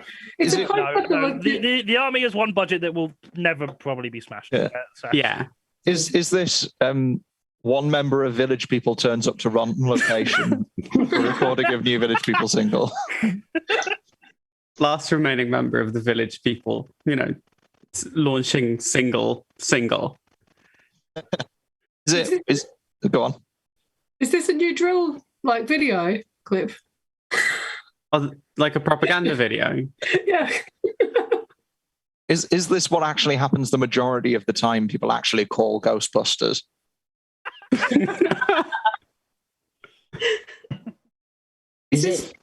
Go ahead, Kath. That's okay. I was just going to say, is this Johnny's bedroom? Including the strange man inside as well. Strange man starts sleeping around. No, there is far too little clutter in there to be my bedroom. Man ruthlessly guns down cardboard box. Recycling gone too far. Is this a still from the new movie Sneaky Sneaky Wheeler Bin? That bloody red wheelie bin. See, I can't even remember if that was actually in the original picture or whether she just like hid that in. You missed. I hope she does that in all of her pictures. You missed such an opportunity to just call it "Where's Wheelie." Where's Wheelie? Oh. How did we not get that? Ella wins comedy. We can. Best joke ever to be said. That was so good. I've peaked. I can't stop laughing at the size of that weed in there because it does look like a scared child sort of like peeking around. The door. Really? To me, it looks like a serial killer in the background. Yeah. It looks like a serial killer in the background. Like, you know, the camera turns and there's like the wheelie bed. It's one of those things where, you know, it makes you laugh and then you keep on looking at it and the more you look at it, the more it makes you It's a good bid. Right, does anyone actually know what's going on here? Is it Jake Donaldson sleepwalks from gun shop to Leeds train station? Is it nursery funding slashed? Oh, fuck. And toddlers What's getting on the used. walls? Kids are- Homeless person arms themselves in preparation for Purge Night. Is it Green Party headquarters after someone brought up? Oh, fuck. Is this the consequences of climate change? Is this like the flooding of the subway in London or something? No, it is not. This is, Is the actual this is story nowhere like near America? London. Is it the Americans leave Afghanistan? Is that the story? Right. Close enough. I'll give you that. Americans left Afghanistan without saying anything, Yeah, and people just that's found out. I imagine they said something while they were there. No, that's just it. They left overnight, and then some military leader went up to the American camp and was like, "Where is everyone?" Yeah, that's exactly what happened. Yep. Have you checked the bin? Yep. That's where the American military are. That's why they called him. That's why they called him Bin Laden. Get in the bin. That's awful. Oh. All of us were thinking of a Jake's team joke is like losing that, all the Jake. points he won in that round. Fair enough. We've all been hiding, to be fair, but Yeah. So this is exactly that. This is a story about the US and British armed forces leaving Afghanistan without telling anyone, and presumably just sending them a WhatsApp message about 2 days later. Have I gone quiet? What? Not for me. Oh, You went a bit quiet for me. oh, well, who knows what's happening. Anyway, I didn't have a joke there. You already made better ones, so that's fine. At the end of that round, I'm gonna. So KHALID's team are on 9 points, and Bobbie's team are on 7. So still everything to play for.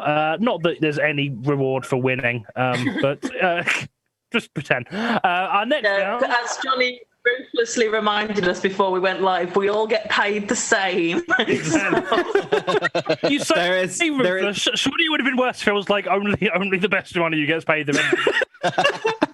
But Johnny, in a system like this, there's no economic incentive for any of us to excel. No, there isn't. But you're still working hard anyway, which is proof that socialism works. Or at least, think peer so. pressure works. Peer pressure works.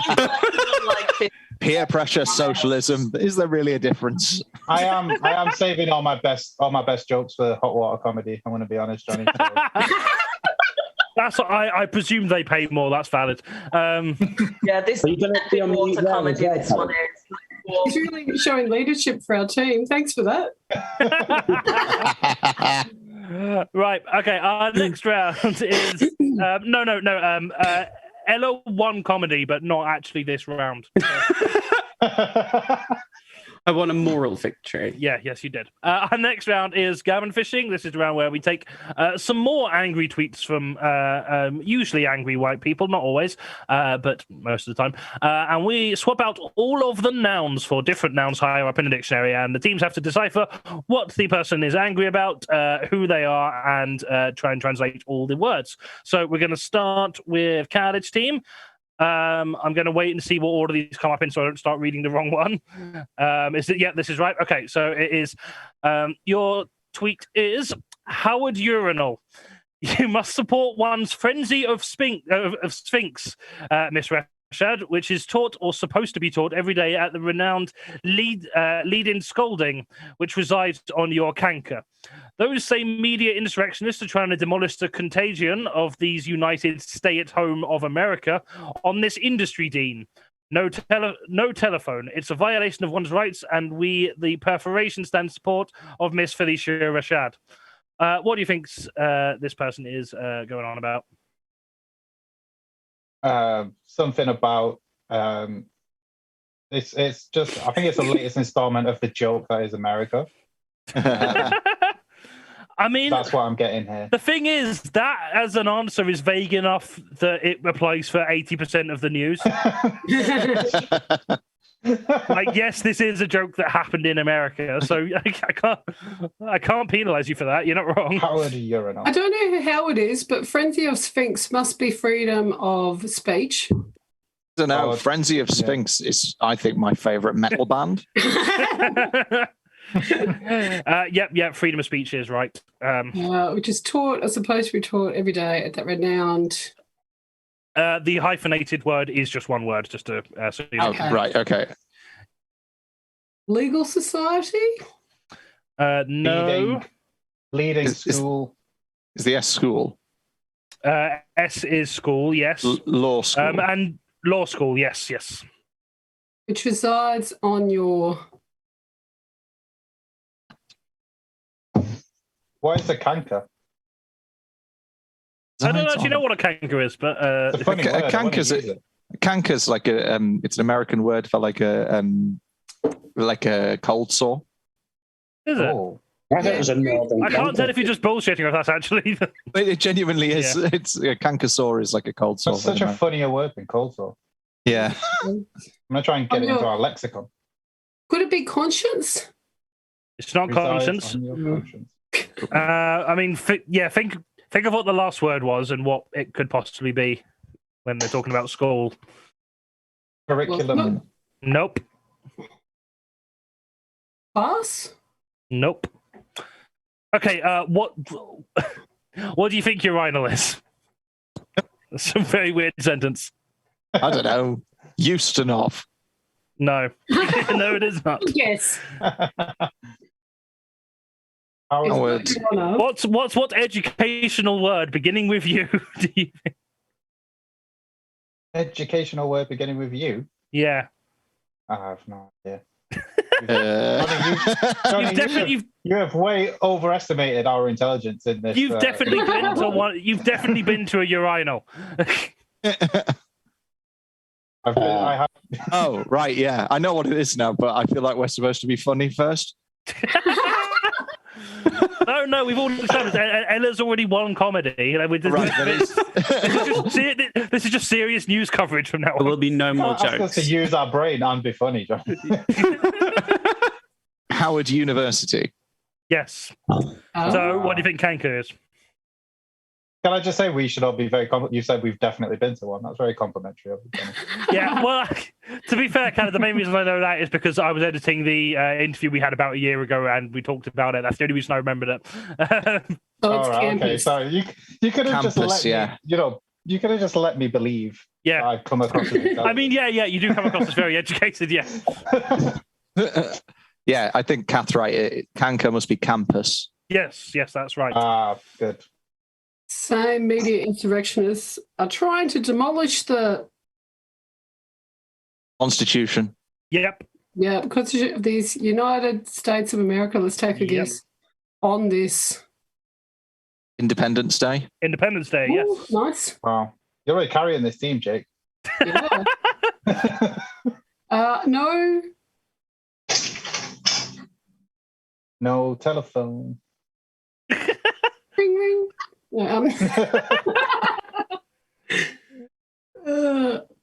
Whenever I see a word in capital letters, I just want to say it. Like, Yeah.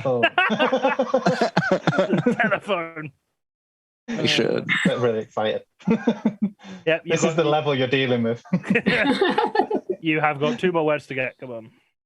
Right, so hang on. So it was demolish the Constitution of these United States of America on this Independence Day. No threat. Nope. No. I think telephone's the most difficult one out of this. Perforation you could probably get. We the people. We the people, yeah. Yeah. Telephone might be a difficult one. No scrubs. No. Okay, well, yeah, you've got the 1 point for getting most of it. I'll give you another. Where's Howard University on the passenger side of their best friend's ride. Is that what it's Does T stand for TLC?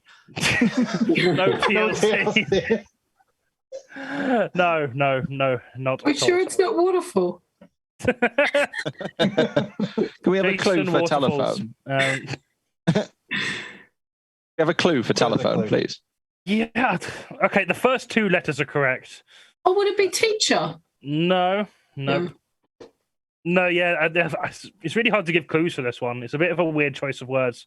So it's- I don't think okay. we're gonna get it. Innit? Who do you think is the author of this quote? If you can tell me that, I'll give you the 2 points. Beyonce? No, not Beyonce. Their name does begin with B, but it's not Beyonce. Is it Joe Biden? No. Bernard Manning? First name begins with B. It's not Bernard Manning. He's I'm pretty sure he's still dead. Is it Clearly, Nick Cage is trying to steal the Constitution, and the person is very angry at Howard University for allowing it. Is it Brendan Urie from Panic at the Disco? It is not. I don't know if you're going to get this. Not Barack, somehow. He's lost his mind. Is it Captain Birdseye? No, it's not. I don't think you're going to get this. So, Is it Batman? It's not Batman. Could be Batman. It's not Batman. Okay, the full quote is: Howard University, you must support one's freedom of speech, Miss Rashad, which is taught or supposed to be taught every day at that renowned law school, which resides on your campus. There are some media insurrectionists are trying to demolish the Constitution of these United States of America on this Independence Day. No technicality. It's a violation of one's rights, and we the people stand in support of Miss Felicia Rashad. And this was Bill Cosby after being released from prison. And his on-the-screen wife tweeted in support of him and got in a lot of trouble at the university he worked at. So honestly, I don't think having a known sex pest defending your words is really that great a sign, but what do I know? Bernard Manning wasn't a bad shout, though, because he was a disgusting old comedian. It was, yeah, that is very true. I feel like Bernard Manning is possibly marginally less culturally significant. But not that I want to compare like culturally significant sex pest. That's not. I don't even know if Bernard Manning was a sex pest. I'm not sure. I've not done the research. I don't care enough about Bernard Manning to look into it, and he's dead. So I wouldn't be shocked. No, I wouldn't be shocked. There is a documentary about him, and the first 2 people, like the first 2 guests speaking about him, are convicted nonsense. I can't remember their names, but yeah, that's the whole thing. Anyway, I'm going to give you 1 point for that because you did get the gist, but not much more. No, 1 point, not 10 points. That was a typo.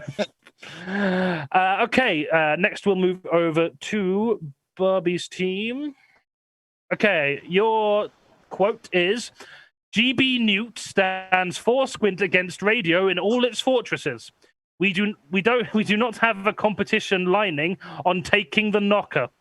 Some of our guilts have been in feature, some against. All are anti-radiogram. We have effluent starches that all GB Newt judgments uphold. On Tuesday, a contributing press took the knocker live on airliner, and this was an unacceptable breakfast of our starches. We let both sidewalks of the armful dose by oversimplifying a very compositor jackass. I feel like this one's got like twice as many words in it as the last one. Have you actually checked any of the words? Knockers as well. I mean, like it's got more, but there's a lot of repeated words. That's fair. All right, who's somebody with a limited vocabulary that will come to our advantage? I'll be honest. I did give this one to you, Bobbie, simply because of the word knockers. you know what? That's fair. That was my entire logic behind who was getting which quotes. Okay, so I'm just going to put my light on because I've just realised I look like someone like stealing from my own house. So 1 second. So, in the meantime, GB Newt stands for squint. That's a phrase. Yeah. Stands against racism in all its forms. I think that one's. Yep, we do not have on taking the knee, obviously knockers knee, so we do not have a. Right. Yes. Yeah. Great Britain? Oh, GB News, right? GB News, yes. GB News. GB News stands for. I don't know what's squint. Is it for FOUR? Or yeah. okay. Yeah, I'm not entirely. I've not heard of like the particular mannerism they've used in this instance, so I don't know if you're going to get Swint. But Squash against racism. It's something against racism. Stands for. The first 3 letters are correct.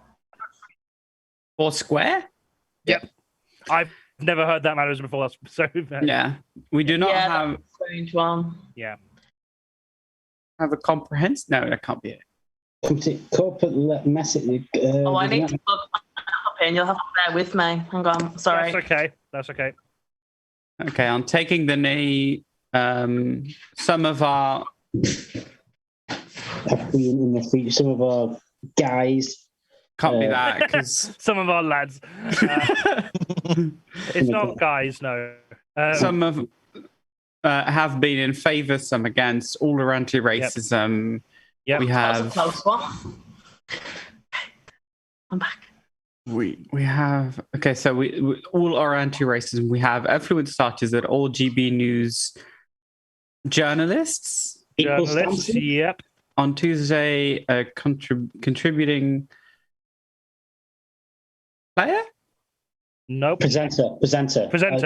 Yes. Took the knee live on air, and this was an unacceptable break of our. Not break. Breaking. Breach. Yes. Breach of our standards. Yes. Okay. We let both sides of the argument. Argument. Yep. We let both sides of the argument just by oversimplifying a very complicated. Nope. Controversial gesture. Nope. No, not gesture. I think it's just compositor jackass, actually. Yeah. Is it controversial? No, it's not. Day? It's not controversial. Ella was close, but just a synonym. Complex. Yep. And the J actually begins with an I. I'll give you that one. Begins with an I. Yeah. Complex issue. That's not how the alphabet works. I mean, it is because J comes after I. Oh, not in my books. No. What have you got against J? Who's J? I was a librarian, and I know these things. I'm joking. No, it's J comes after I do because J's a good boy. Sorry. Ella's what can't do. Okay. All right, so GB News stands Foursquare against racism in all its forms. We do not have a. Yeah, I think it's just competition lining and effluent starches you need to get. Competing. Comprehensive? Nope. No. It does begin with comp. Well, it begins with those letters. It doesn't sound like comp. We do not have. It'd be something about them trying to be impartial, right? Yeah. Consistent. But anyone removes impartiality when they say we take both sides of the argument about racism. Yeah. You've already got the gist, so yeah, you've got 1 point. If you can get those last 4 words, you'll get the second point. We do not have. We haven't got competition yet. Okay, can you tell us if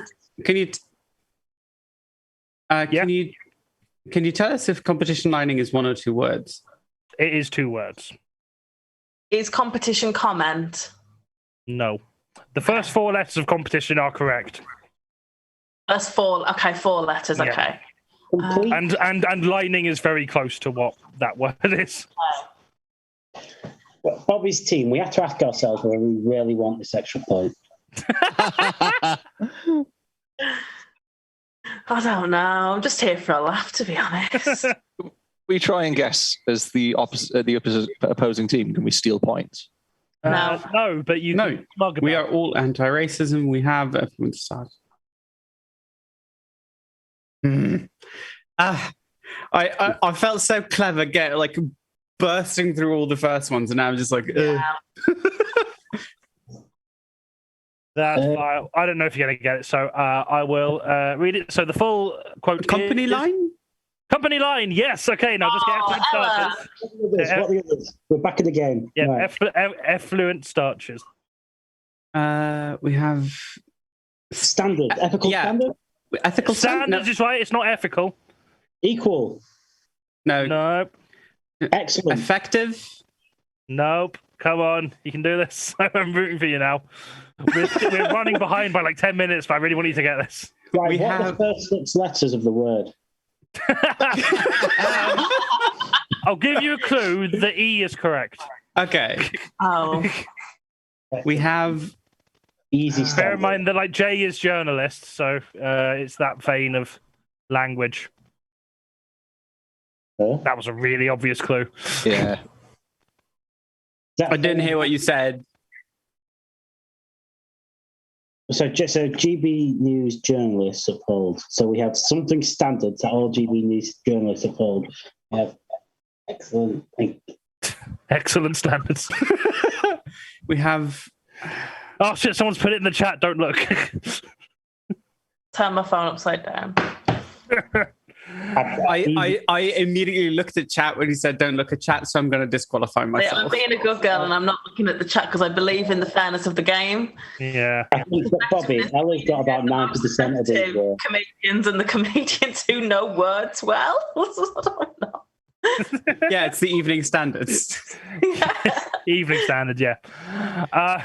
You know what's really humiliating is I have a bloody English literature degree and I'm always shit at this.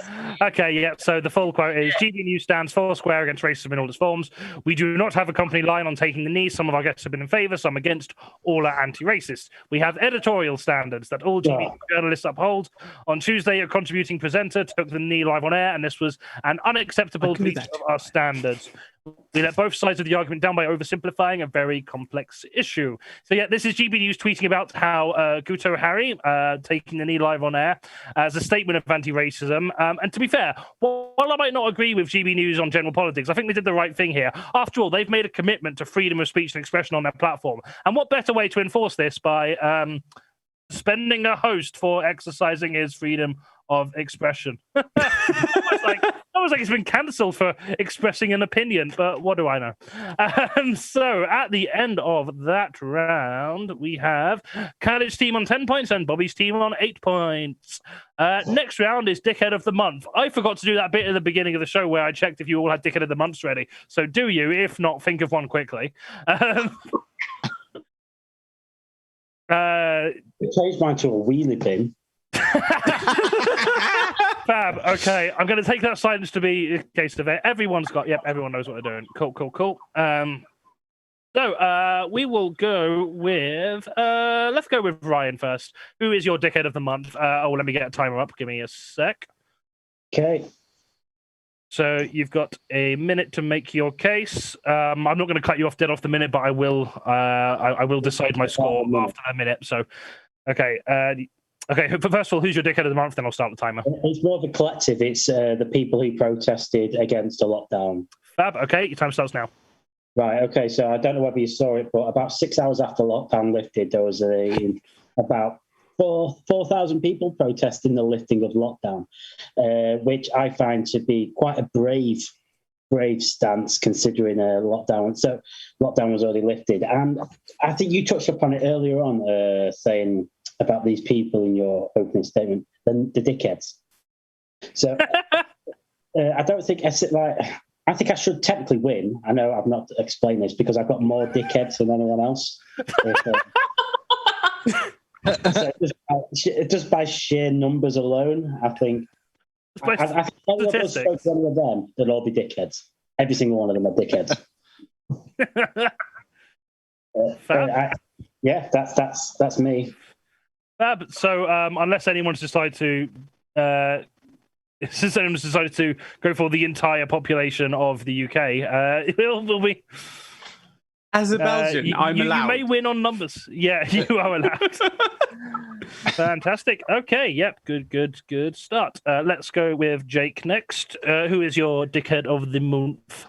My Dickhead of the Month is Jake Donaldson, me. Okay, you've won. Carrie.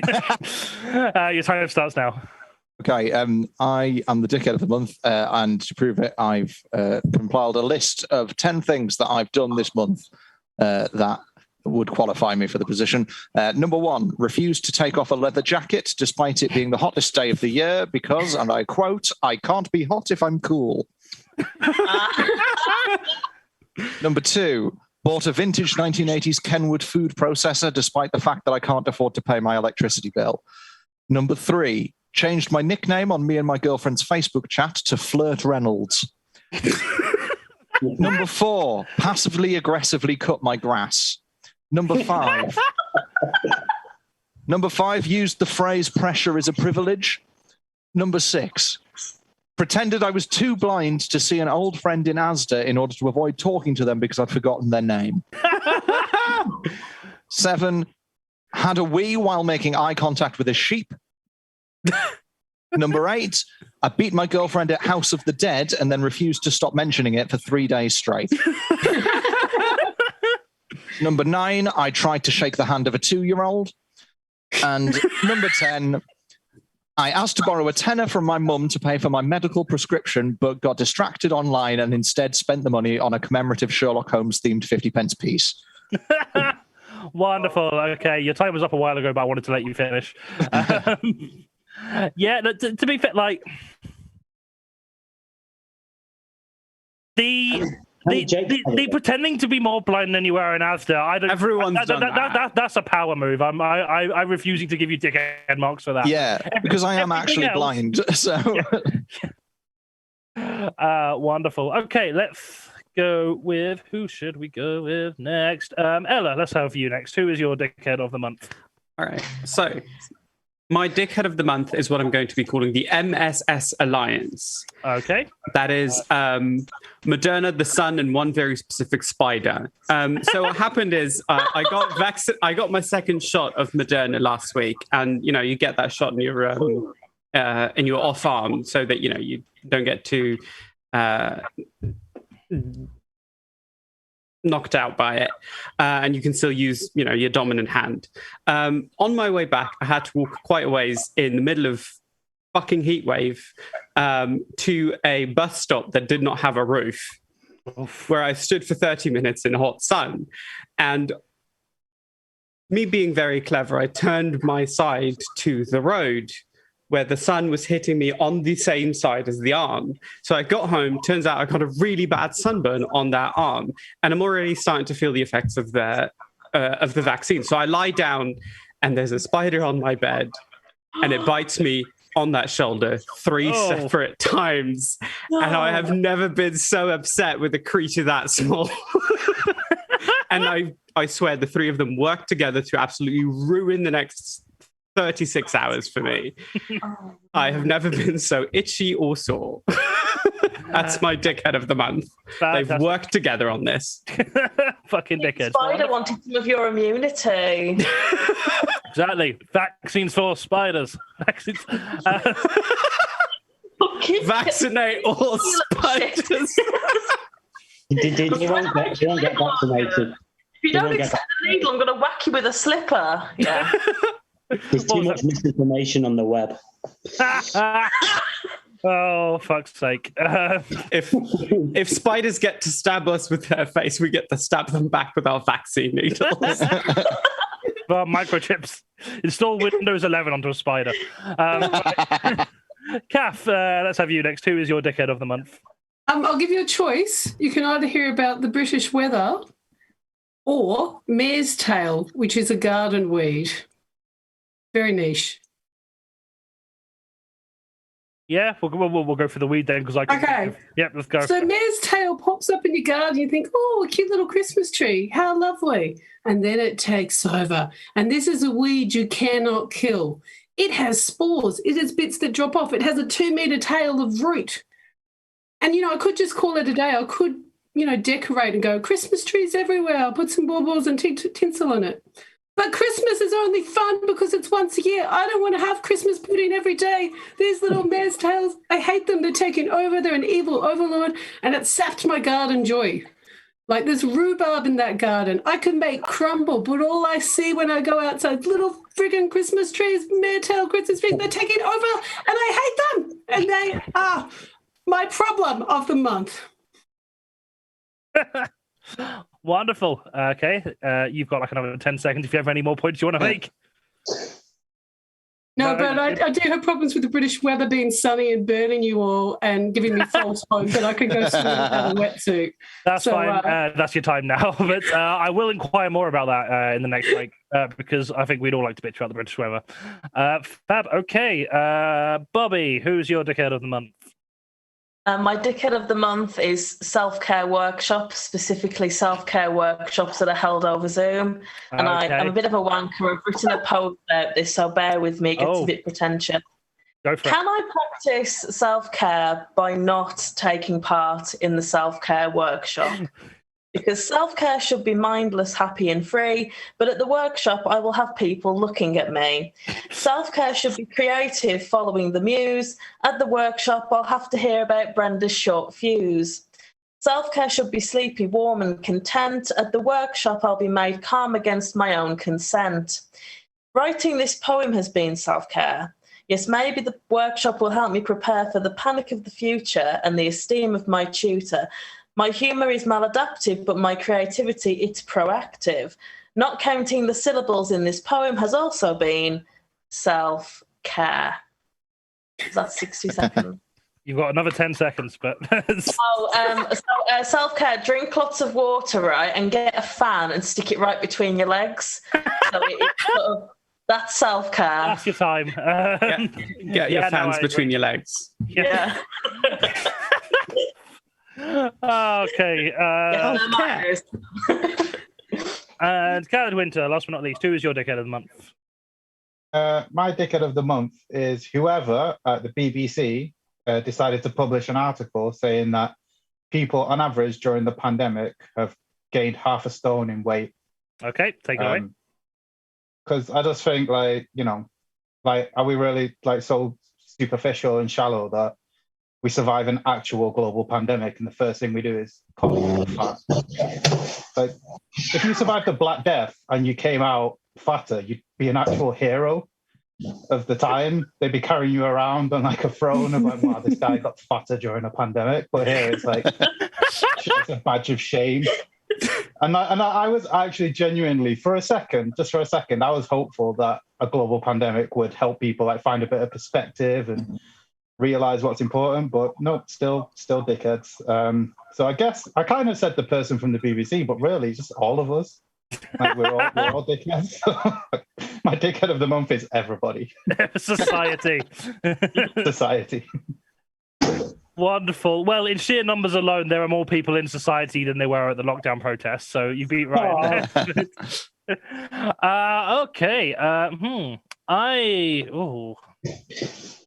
don't want to cop out and give you both equal points again, but I'm torn between KHALID and Bobbie, as I often am. You always are. Bobbie wrote a poem. Yeah, I think Bobbie deserves it for the poem. Bobbie did write a poem. Okay, I'm going to give Bobbie. Bobbie deserves some points. Bobbie the full points. I literally went on BBC News 5 minutes before we started. Wait, is that like a flex? It's still a really pertinent point, yeah. I spent hours pulling out Mare's Tail. Hours. I put on lipstick for this. You're already on comedy. You don't need to win dickhead of the month. It's fine. There's some kind of societal metaphor there, I'm sure. Okay. At the end of that round, KATH's team on 13 points, and Bobbie's team are now in the lead with 15 points. So it is still very close. We're going to have another break before we get cracking on with the great debate. So what time are we on? Okay, we are 1 minute. Well, we are 11 minutes behind schedule, so we'll just have like a quick 5-minute break. You can get involved in this round if you have any questions you want to ask any of the panelists. KATH, do you still want to be sitting out this one due to vaccine stuff? Yeah, I'm gonna. Yeah, that is fine. Right. You'll still be on screen, but I won't ask you any questions. You can just. I had my second vaccine today. Did you? We can just. I don't want to sit out though. I can't sit out. I'm the health secretary.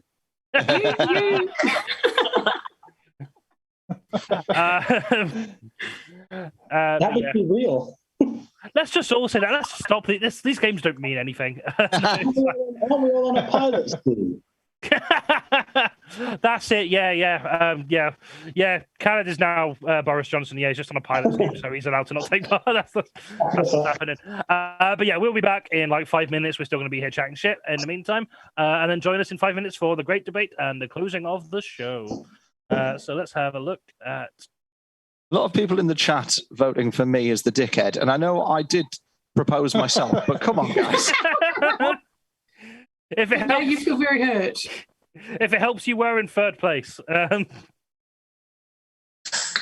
But the thing is, you were such a dickhead that you ended up overrunning, which is what made. Yeah, well, that's true. Yeah.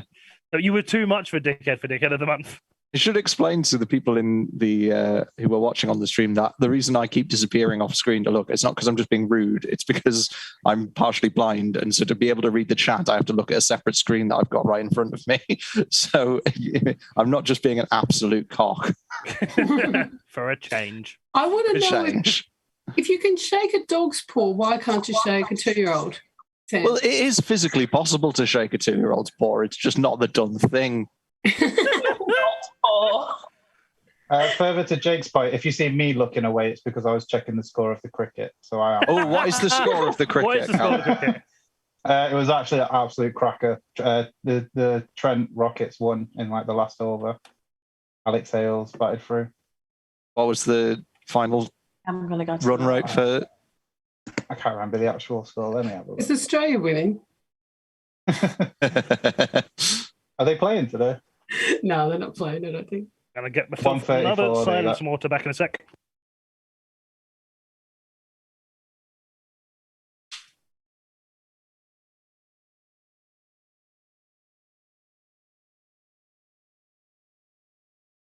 Looking at the chat again, I appreciate that you didn't actually mean me as the dickhead. So and it is just the case that you couldn't distinguish left from right. And yeah, I agree. It is KHALID. He's the dickhead. Yeah.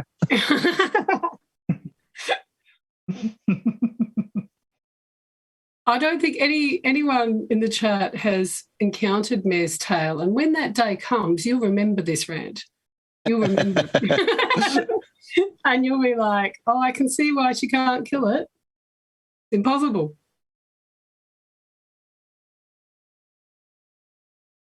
There's a bit of a plug for buying some merch in the chat, I see as well.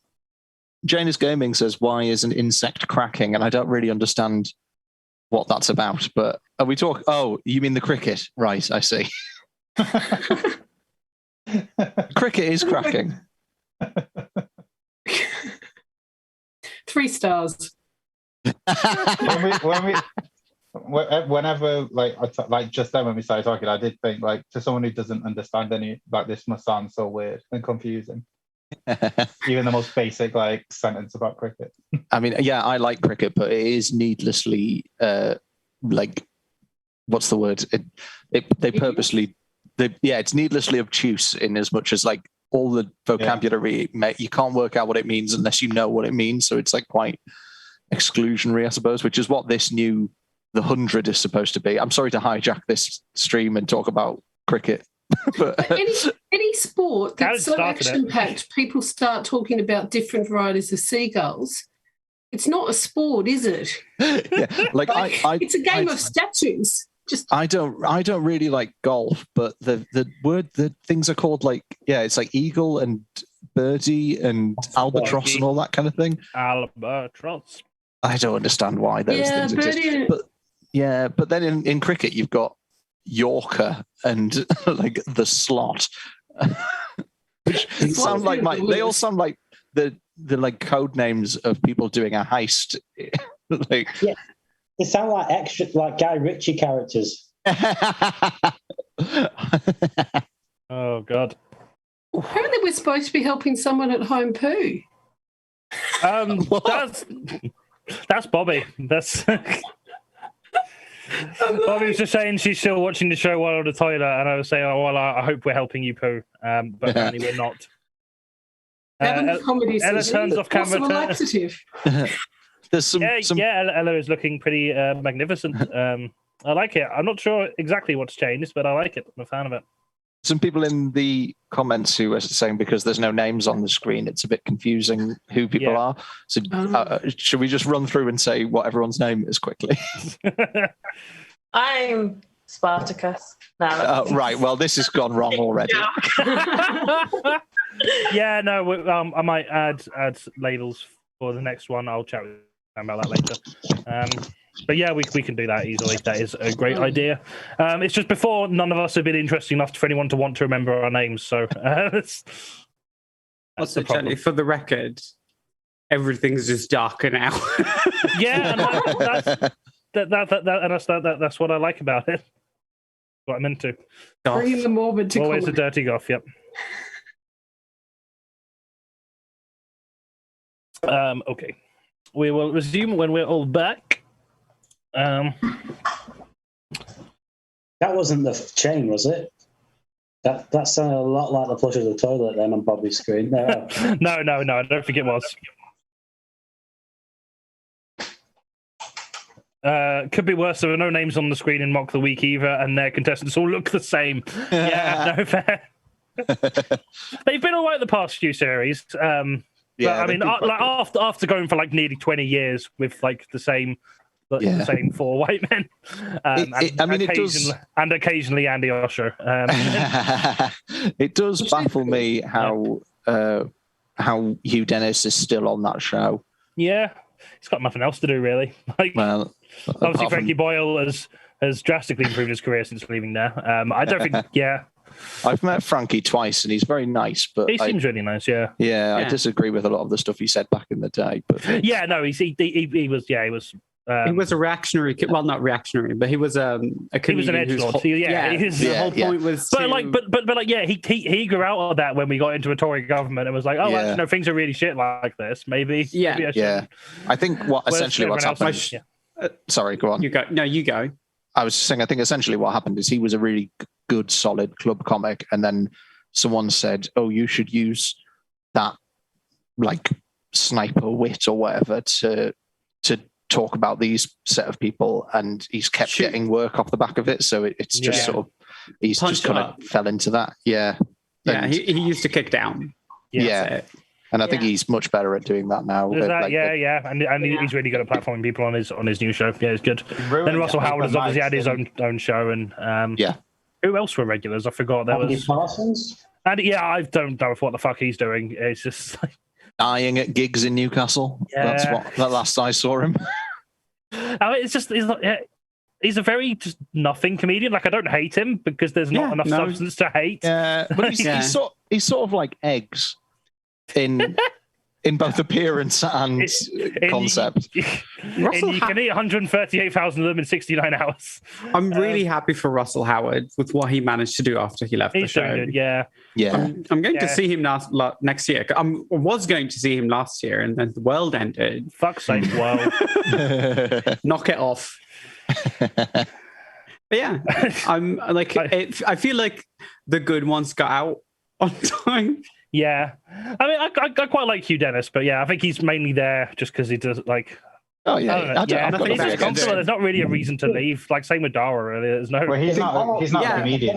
No, he's not. Yeah. I'll be honest. I love Dara. I think he's a fantastic comedian. Great, I like Dara. I saw him live in 2019. It's fucking grand. I'd love to meet him. Anyway, let's stop talking about all the comedians you could be watching right now. I bet they are. Right, we're all back. Let's crack on with the show because we are way behind. We're not that. We're like 10 minutes behind schedule. It's fine.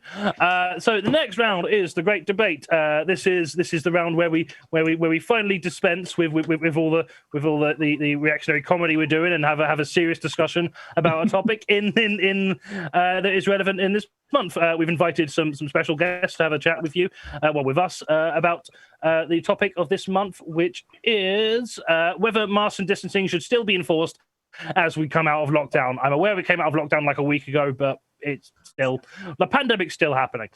So we are joined today by coronavirus themselves, an expert virologist who, for some reason, no one ever listens to, Link Circa Majora's Mask, Deaf, and Health Secretary Sajid Javid. I've been given a character that wasn't the character I'd prepared for, but I'm happy for that. I'm sorry, I was supposed to be coronavirus. Yep. KATH is coronavirus, and Jake is the expert virologist. I mean, we all do look the same. It's fine. Okay. Wait, where did the names come from? There. Just base. What a good start to this round. Okay, yeah. So thank you all for joining us. We are going to be here discussing what life is going to look like as we're coming out of lockdown, what we should be doing moving forward to prevent further lockdowns and further cases rising. So, opening statements from everyone. So, first of all, do you support the relaxation of mask and distancing rules in cramped indoor places? We'll start off with our Health Secretary, Sajid Javid. What are your views on this? Firstly, can I say, Johnny, what an excellent question. Let's be absolutely clear. The people need clarity. And we need to fundamentally understand that everything we do or do not do is important, that it may benefit donors, the people. And as a businessman, health secretary, I believe it is important that we all follow the rules that we do or do not set. Thank you. That was a very enlightening answer. That really that answered a lot of questions. Thank you very much. Okay, move on to who should we? Let's hear what Jake has to say about this. Jake, do you support the relaxation of mask rules in cramped indoor spaces? I do not. I'm going to stop you there, Jake. Actually, I think coronavirus has something that they want to say. What are your views on the relaxation of mask rules in cramped indoor places? We're gonna get you all. But that's Talking not about really an Pokemon answer, again. though. Like, at least make it sound like an answer, like the honourable health secretary did. Yes. Everyone, don't wear masks and don't distance. I'm coming for you.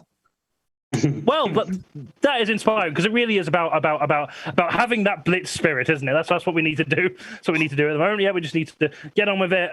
Let the coronavirus do their thing, and then we'll all be fine. Because, both sides of this pandemic have some valid points, I feel. So, thank you very much for joining us today. Okay, let's speak to someone who's doing very well out of this situation.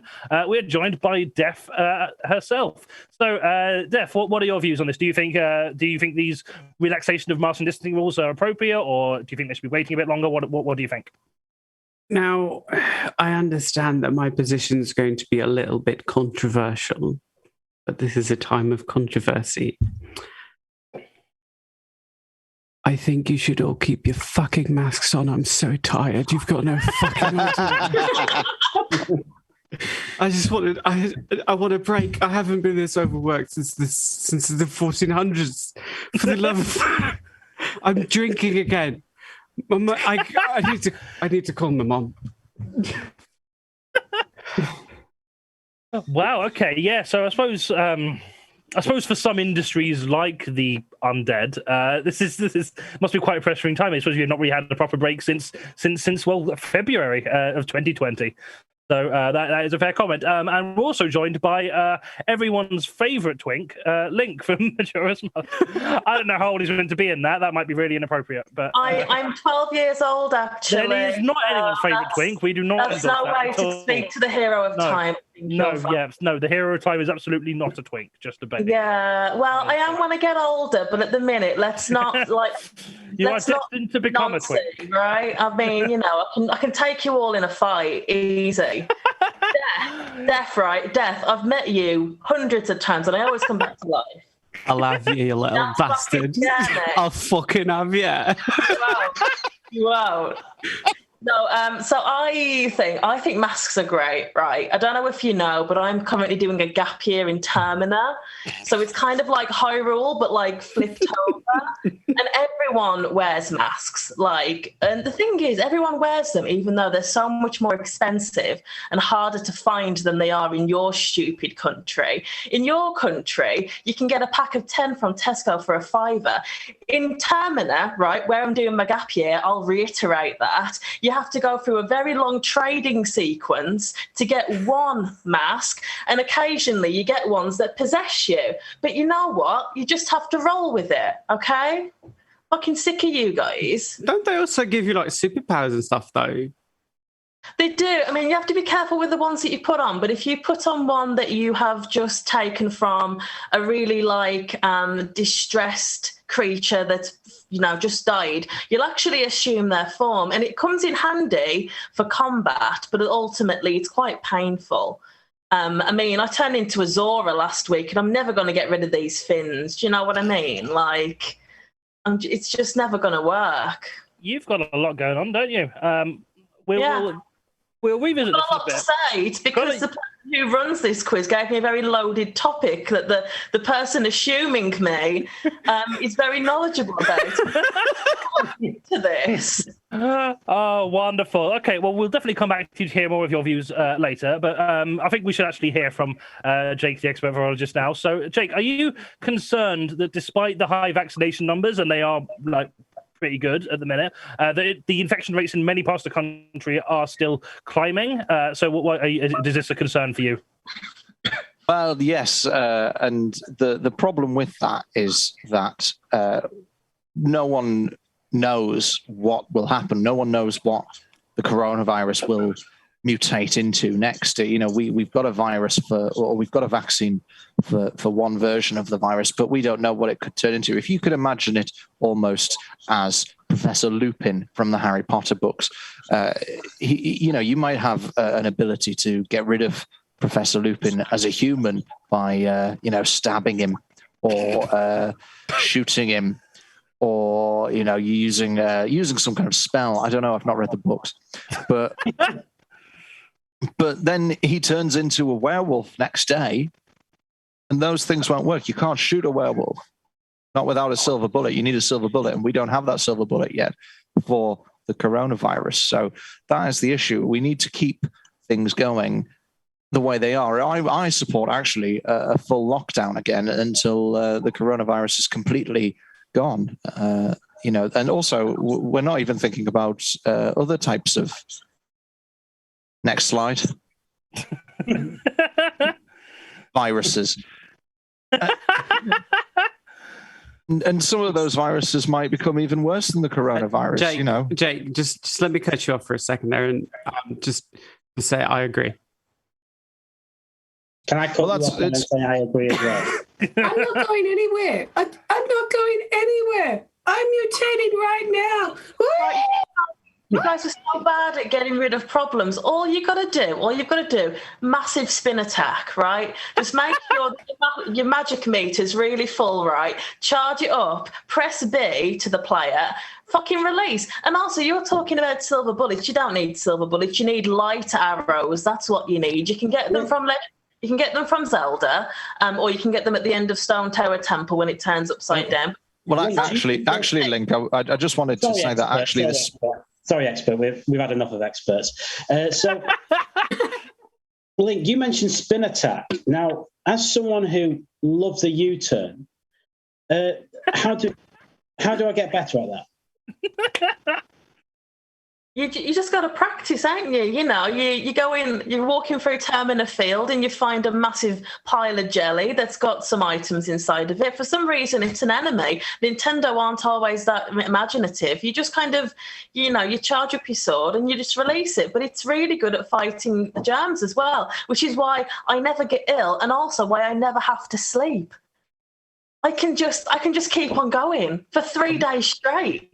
I would just like to say that that a spin attack is not advised because it does spread particles in a 360-degree direction. It's actually a super spreader. What about a hug? Move. You want a hug? We've already had a hug. And you put me in bed for 14 days. I don't like that. How ironic. Okay, Freedom Day, I was trapped in my house on Freedom Day, and I'm the health secretary. And let me be clear, it is important we all wear masks, but don't wear a mask if you don't want to. It's up to you, but you.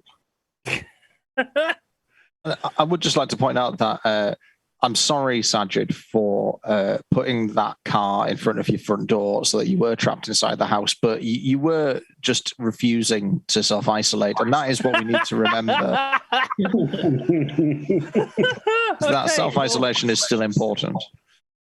Yes. Okay, yeah, we've had quite a heated debate going. I got a few more questions I want to sort of throw around there. So would it not be possible, this is mainly directed to Health Secretary, would it not be possible to ease the full lockdown in terms of like closures, but keep measures like that are easily enforceable, like masks and distancing, just on things like transport and shops? Would that not be a possibility, or have you considered that?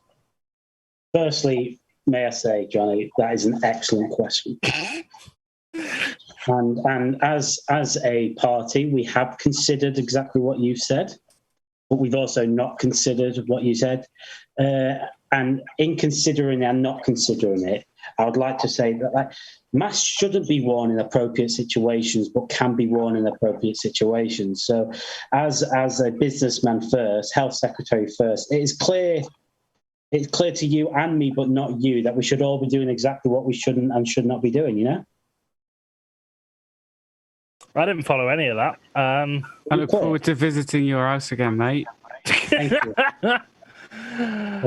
Okay, well, lots of times.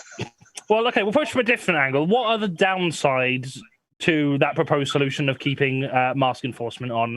Coronavirus, what are the downsides to this idea? I get stuck and I can't move. I don't like it. Stop it. You've been practicing your mime, coronavirus. Very good. Okay, you're trapped in the box. Okay. Put it away. Take them off. Wonderful. Okay, and how do we feel about the other countries who, such as Australia, who are going back into forms of lockdown, who are in quite similar positions to us? Is that not foreboding of what possibly is to come? Open question. You know what? I think you're all just overreacting a bit. I'm not sure if you know about the current situation in Termina right now, but in 3 days' time, 72 hours to be precise, the fucking moon is going to crash into the Earth. Do you know what I mean? Like, it's all going to start over again anyway. Just, like, it doesn't matter. If you play the Song of Time at the very last minute. Are you going to play the Song of Time? I mean, I will. I mean, to be fair, I shouldn't really be doing this. You will. It really is eating into when I should be doing the Woodfall Temple. But, like, in 3 days, 100% of people are going to die. No, in 3 days, you're going to play the Song of Time and nobody's going to die. I would like to point out that actually playing an ocarina is actually a thing that would spread quite a lot of... Nobody cares.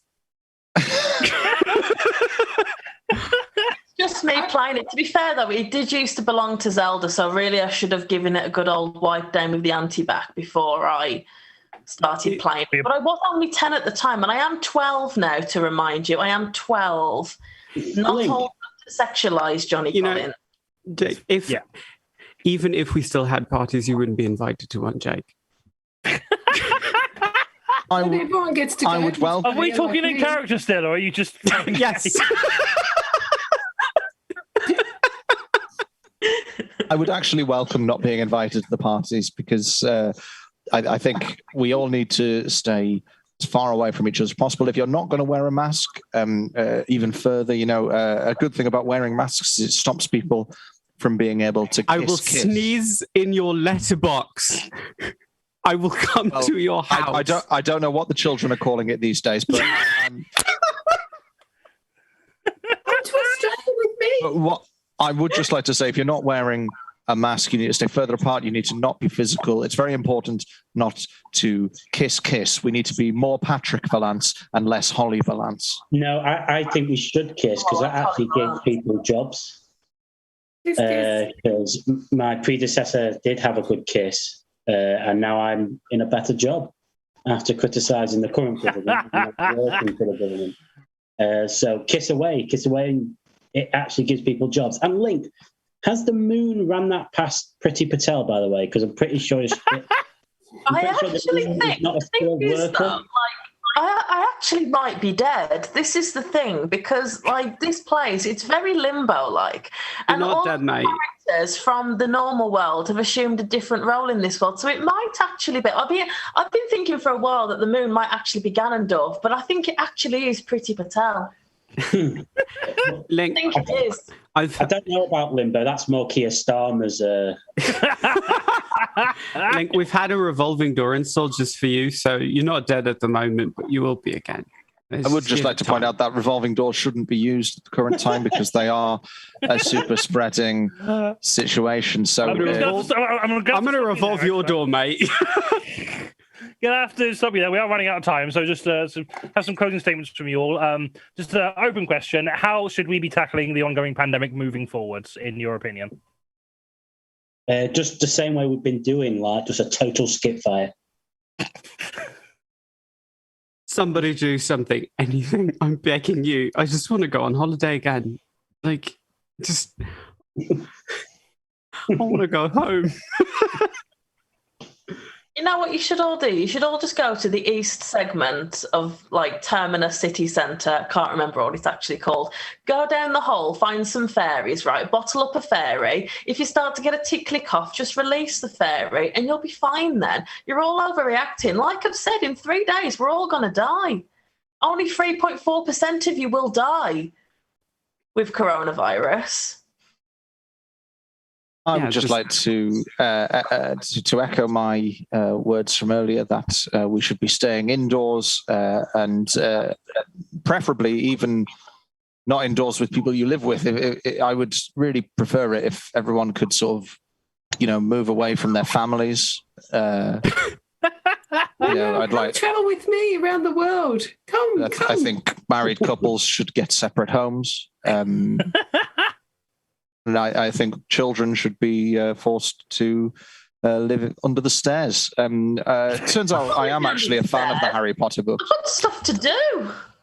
I just want to say that nobody should listen to Link because I spent decades as a bottled up fairy and it's not worth it.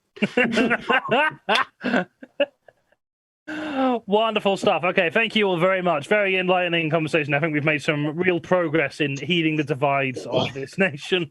I am going to have to give the points to Bobbie's team for that. That was all three of you absolutely fucking smashed it. But I am going to give runner-up points to Jake and Kath. I mean, there's only two teams. That's how that works. But sometimes I give 4 points and runner-up points to the same team. I'm not going to do that. But you were all absolutely fantastic. So at the end of that round, Bobbie's team won 22 points, whereas KHALID's team are on 16.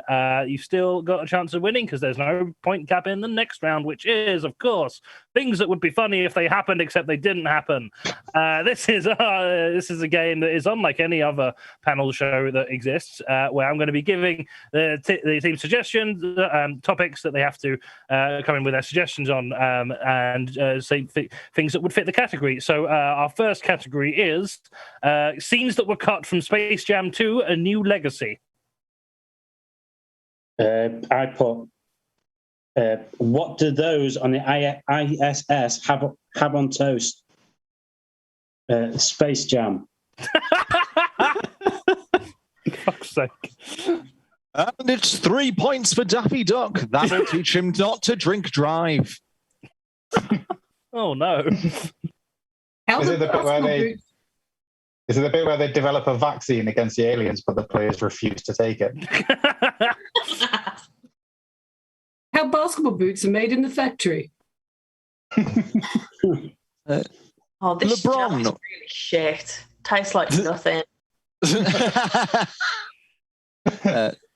LeBron, why do they call you King James? Because I leave little Bibles in hotel rooms.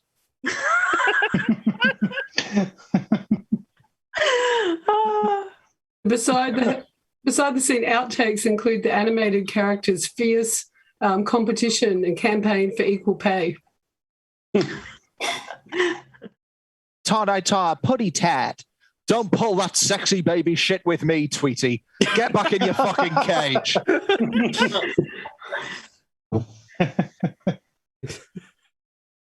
Be very quiet. I'm hunting wabbits. And after that, I'll be interviewing Peter Kay only on the Jonathan Ross show. Oh, for fuck's sake. Any more on that? Lola Bunny, you're so beautiful. Please sit on my face. Get right on that. We need to win this basketball game to save the galaxy, to almost preserve the solar system so it will last longer, to create a sort of star marmalade. Starmalade. Starmalade. Oh my God, Space Jam 2 Starmalade. Kia Starmalade. Space Jam 3 Starmite. Okay, next one is things you wouldn't want to see on Freedom Day. People, anyone. My family, both the people and the sitcom. Sorry, Dominatrix, I don't need to pay you today. It's Free Dom Day.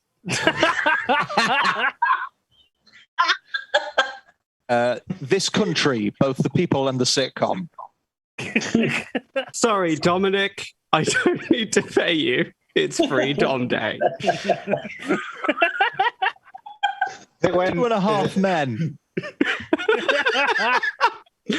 The season finale. The season finale of Game of Thrones. That's it. That's the whole joke. Dick going to the prison to pick up his best friend.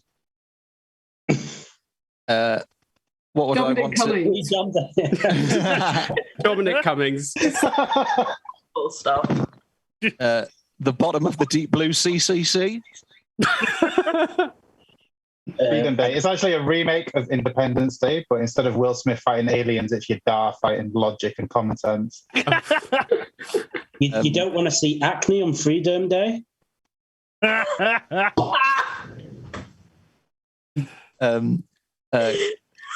Hey, casual sex is legal again, baby. So, want to come over to mine, open a bottle of wine, put on some Barry White, and knob each other? Who's Dom Day?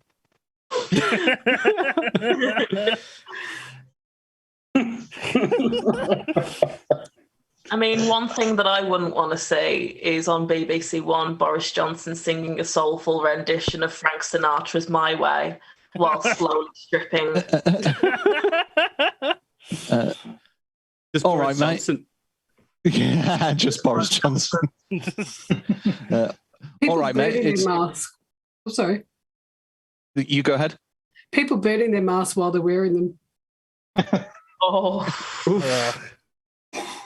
All right, mate. It's not compulsory anymore. What's going to happen if you take the mask off? It will be very painful for you. Okay, any more on that one? One of mine just says dogging with Andrew Marr.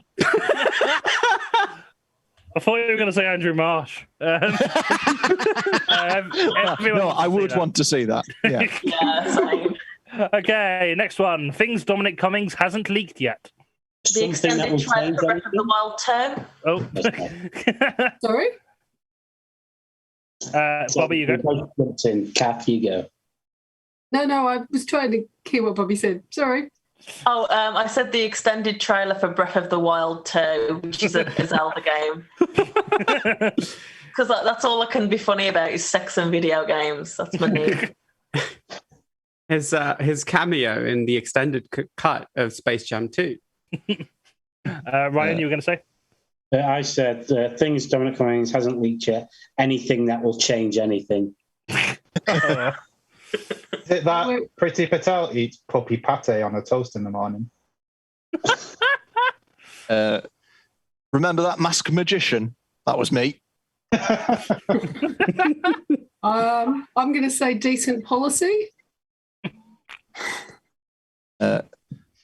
Remember the Stig? That was me.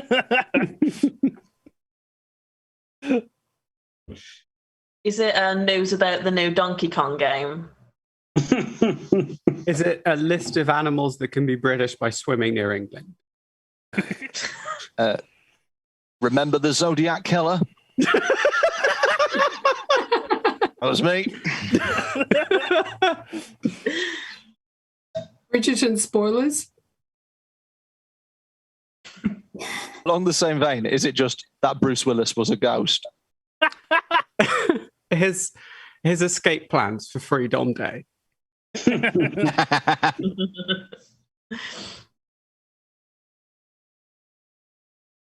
Any more for that? Okay, last one. Things you won't be hearing at Andrew Lawrence's cancelled tour show. Andrew Lawrence next time. Andrew Lawrence, solid. Andrew Lawrence. I did actually hear who said that. Or was it all of you?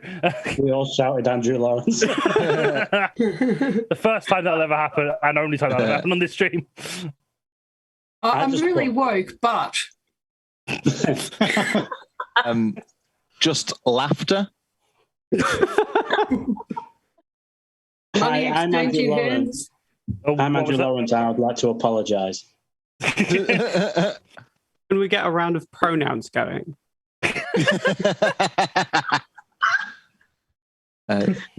I can see that this has offended a lot of people, and I'm sorry that right-wing people are bad at comedy. Is it a well-constructed set that could appeal to a wide range of audiences?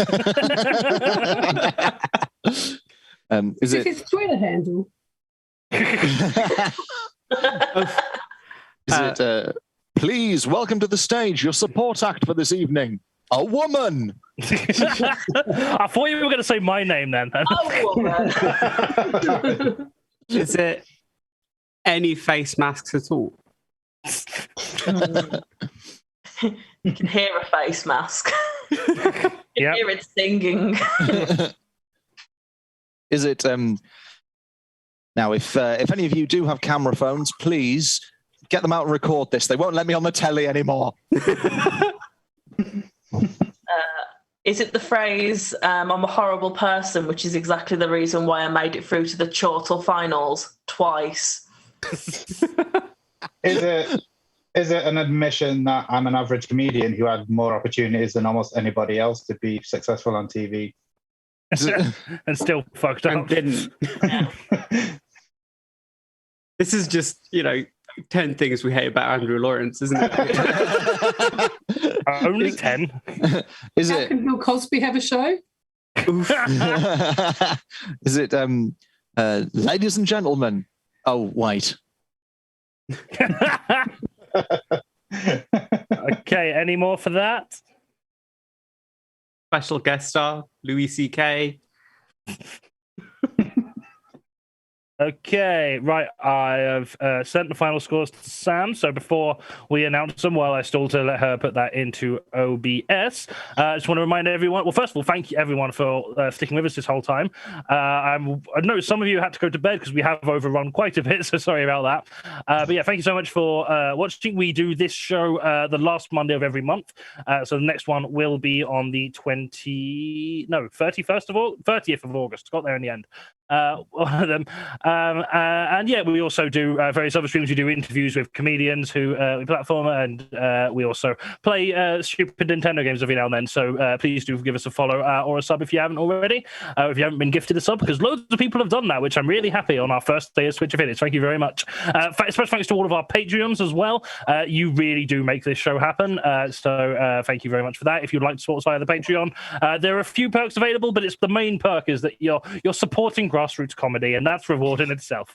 You also get merch discounts and a few cool bits of insider information. So if you're able to make a monthly pledge of as little as £2 a month, that would be wonderful. Or if you just want to do a one-off donation for this show, you can do that via PayPal.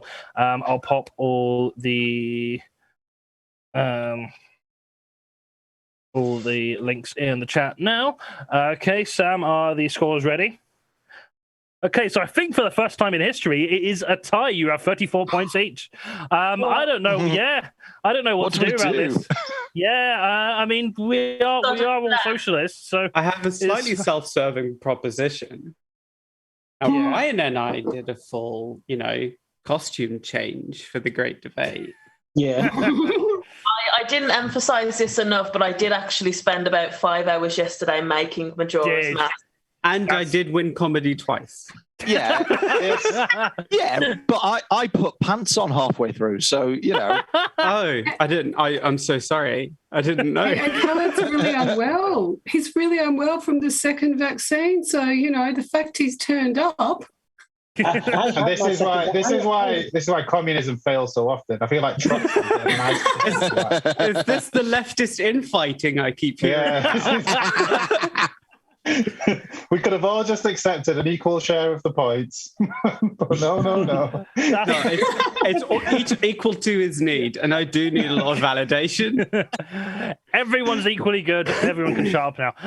So yeah, thank you all so much for watching. Special thanks to all of our guests for appearing on the show tonight. We are, for some of us, will be hanging out. Oh, yep. Were you going to say Can something, I just quickly say something? Yes. Johnny, it's your birthday in a few days' time. Can we sing happy birthday to you? I'd rather you did, but I have literally no power to stop you. Happy birthday Happy birthday to you. Happy birthday, dear Johnny. Happy birthday to you. I don't think any of us should win. Yeah, you're all on minus 50 points now. Well, I was the one who came up with that idea, but I thought I was doing a nice thing. Just wait, I'm going to do more songs. You're going to disgrace anyone. Disgrace me. We should just on the Citadel. We should just do karaoke next time. That went great. Johnny, if it's any consolation, I once had the cabin crew sing "Happy Birthday" to me on a British Airways flight. Oh, no. Oh, that's sad. That was a lot worse. I had a Right. Portuguese accordion player play "Happy Birthday" to me in a piazza once. No one's ever sung "Happy Birthday" to me. When's your birthday? I don't know. Don't have one. Maybe that's why. That's why nobody sang it to you, because you never tell people. Right, so yeah, we are going to be hanging out. Well, some of us going to be. Sam's actually changed the points to minus 50. I didn't even see that. We are going to be. Some of us will be hanging out in the Discord for a little after party hangout, which you're welcome to join. I'll put the link in the chat now. If you're not already. If you're not already in the group, I will need to assign you a role. That'll take a few minutes, but don't worry, I have seen it. I will be actioning that. So do feel free to go hang out on that. Next show, as I say, is on the 30th of August, featuring team captains Bobbie Jones and Tom B, with guests Andrew Marsh, Kate McCabe, Elliot Simpson, and Tony Wright, where we'll be discussing the news events of August, including Andrew Lawrence replacing Guto Harry as a GB News host. Dawn Butler asked to leave Parliament once more after dumping 7 tons of horse manure at the dispatch box in front of Boris Johnson. And the 37 remaining people alive in the country re-enter lockdown and attempt to cease the 4th part of the first wave of the COVID pandemic. See you all next month. Bye. Bye. Bye-bye.